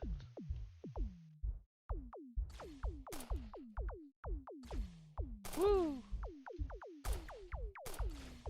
I need like corpse explosion bullets or something that cause the like when they hit on a dying guy, they just they take him out. Okay. Devs, do you guys have a do you have a way to get to the boss? Like a shortcut or a dev tool? I'd like to play the boss.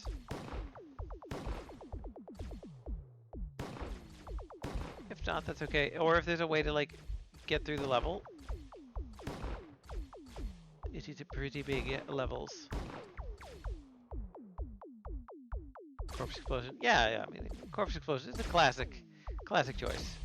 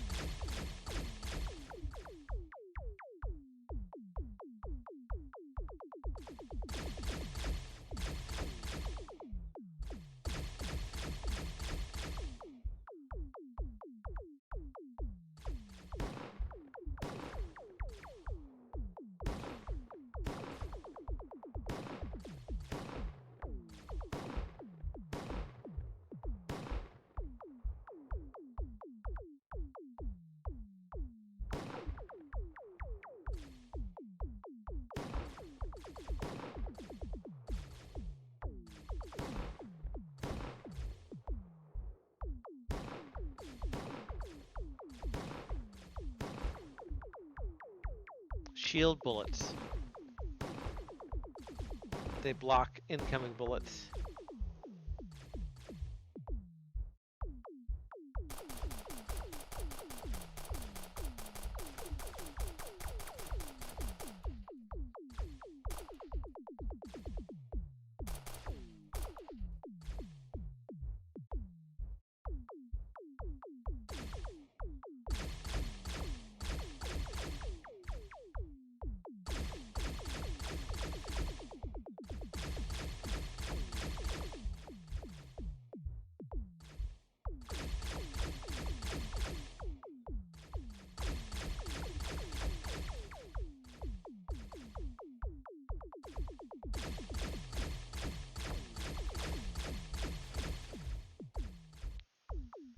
You know, I've never played any Kid Icarus game.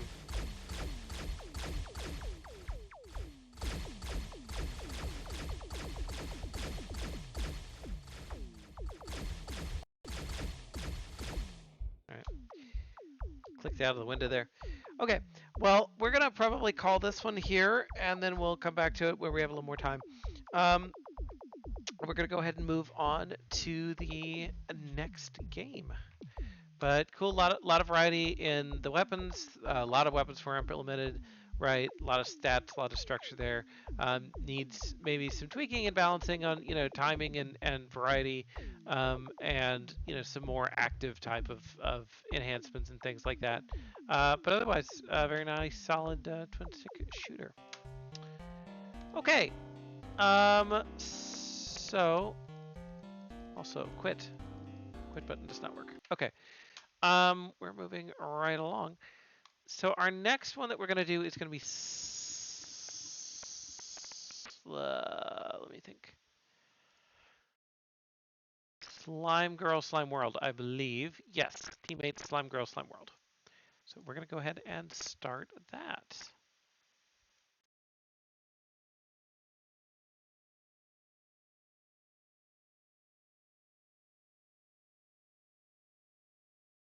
Touchscreen controls. Now that brings us back to a time.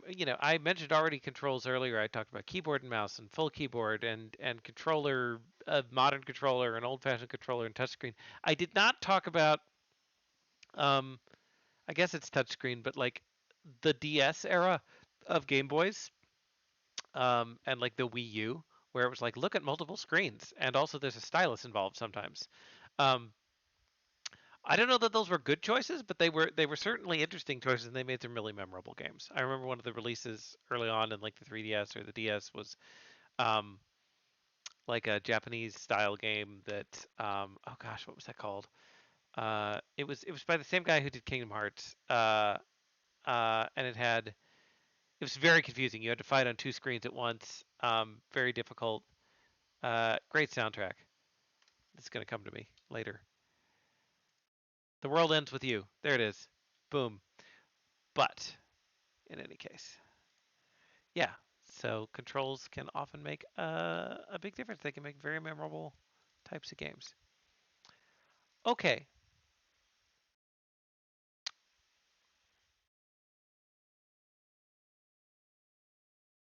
All right. So we're gonna do Slime Girl Slime World here, which is super teeny screen. Why is it so teeny? Okay, I made it bigger. Slime Girl Slime World, which is, I believe, another Godot game. I'm 85% sure. Not entirely sure, but I think so. Okay, starting right up. And yeah, we are going to take a break after this game. I will announce and ping on Discord. Like I said, it'll probably be half an hour. It's time to refill my water and rejigger some things for VR. So we're going to do that, and we will move on from there. Hey there, kitty dear dog. It is Godot. Okay. Enter my name. There you go. Good old classic enter your name prompt. Start new game. We have a lot of levels, so let's go ahead and get started. Level 1. So, this is a straight up puzzle platformer. So we've seen a couple of platformers today, right? 2D platformers. That some focus on the abilities, the combat, the precision of the jumps. This one focuses more on like puzzling your way through the level, or so I believe I'm told. We've got some nice tutorialization on the screen. We see the controls are written on there. Move and jump. We can jump with W or space, either one. We have R to reset. Zoop. Nice, handy reset button there. And then we have escape, or escape does not work, but Q does work to pause. We can skip the level. We can reset from the screen.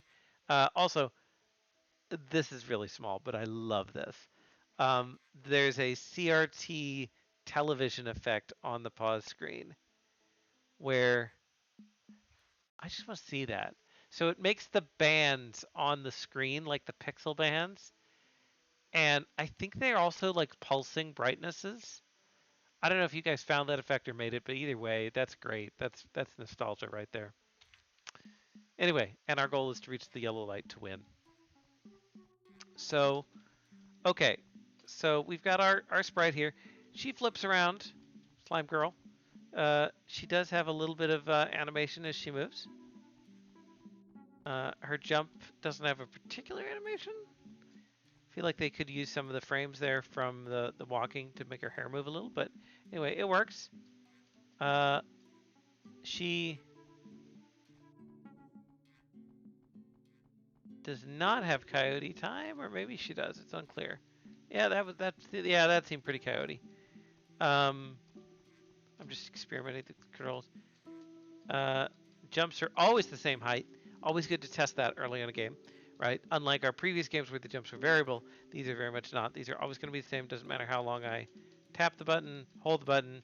Jump's going to be the same height. Makes it somewhat easier to puzzle through whether you can get through something or not. Spikes are instant death.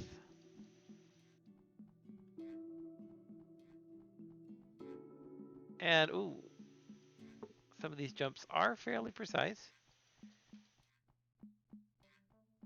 Woo! Oh, yeah. That one in particular, actually. You have to jump right at the edge. There we go. And now we're at level 2, which seems similar, but oh no, we can't jump up the ledge. Whatever will we do? Well, we have a special power. We can transform into a slime. There we are. Slime moves. This sprite does not flip. I feel like there should be a little movement on it, but to indicate which way she's facing. I also know there was like some story that that the character got turned into a slime, but I don't know if that's in the game or just discussed. But anyway, watch this. Death. Okay.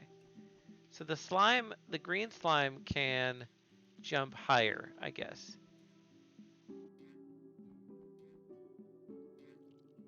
And further. Just better jumping, as slimes are. They're very bouncy. It's like flubber. Interesting there, the spikes are not the same width. Like you can see the ones on the left are like a little bit further apart. I wonder if that was intentional.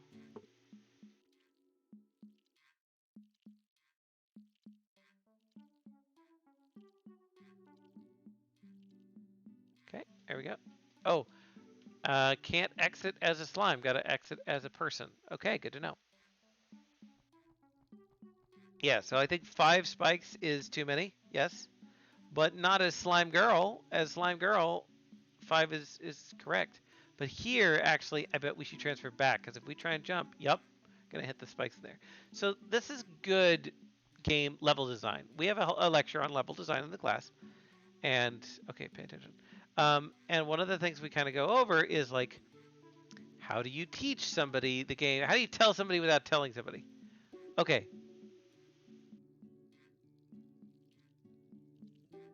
that's very interesting. And we're stuck.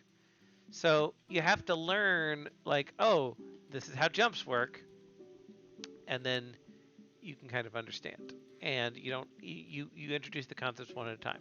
So here, when we walk through this water, as a person, nothing happens. But when we walk through the haze, we die because obviously green toxic haze is no good. But if we went through the ice water as a slime, we became an ice thing, and we literally slid until we got stuck, and we could not transform back. So we're going to walk through this as a person, then this is a slime, then this is a person, then this is a slime. Fabulous. So with this, we want to actually leap and transform in midair. That was slick. Oh, and then we need to do it again because then immediately after there's toxic gas right afterwards. Interesting. So this is showing, hey, there's weaknesses and strengths to both forms, and you must get to know them. And I was just a little slow on the trigger there, which means I got iced.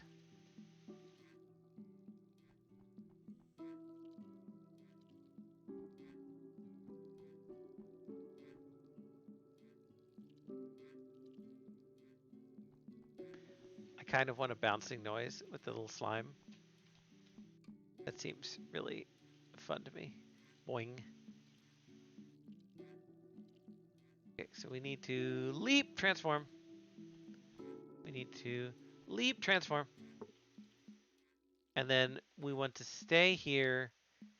And then we don't want to. This is going to be tricky because we want to actually fall, transform, transform. Oh! I tried to do it and it didn't work. Because the goal is that you want to transform so that you're a human when you hit the water. But then you are a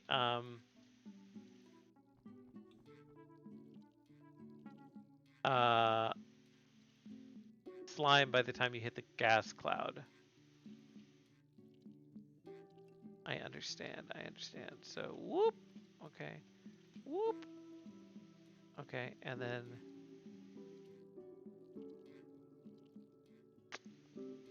just a little too close on the trigger there. Yeah, I'm here.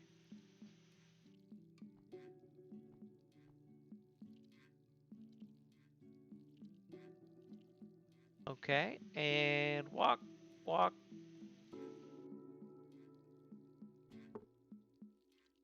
I feel like so once you become an ice cube, you're done. There's no untransforming. Um, I feel like there's other conditions where you're not allowed to transform back. Here, let me try something here. Yeah, you can't transform back when you're in toxic smoke that would kill you, which is probably a nice safety feature, but I think I got caught on that a couple of times already. Whee! Okay. Okay. And then we just want to... Ah! That's tough, timing-wise. Yeah, that last jump is difficult. Very difficult.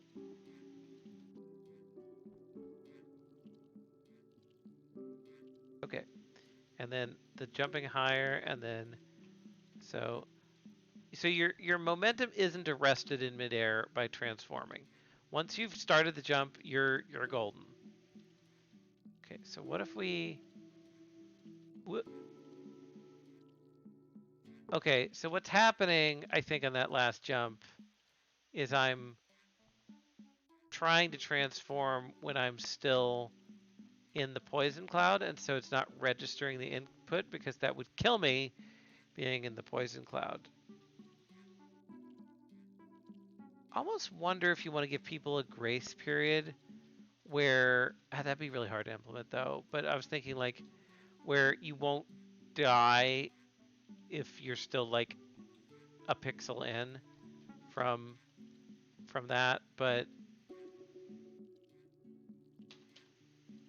mm,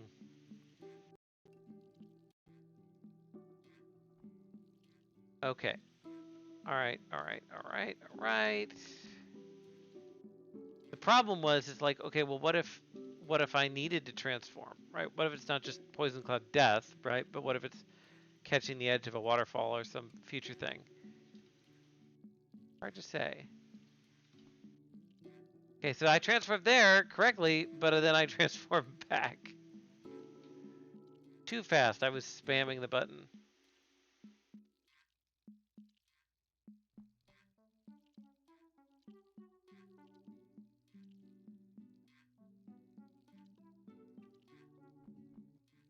Okay. Focus, focus, focus, focus. Hop, hop, hop, hop. Zoop, zoop, zoop, zoop, zoop, zoop.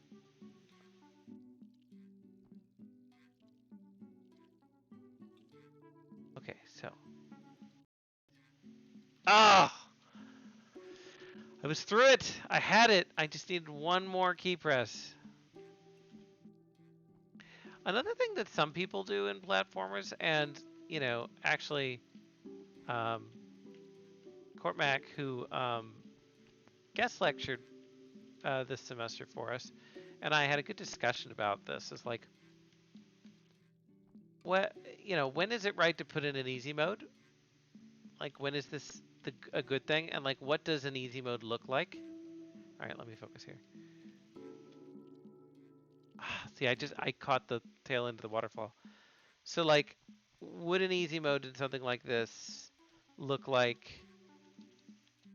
Like, are there ways to be like, oh, you just skip the level? Like, okay, fine, but that feels like cheating. But then when you're like, well, what if I have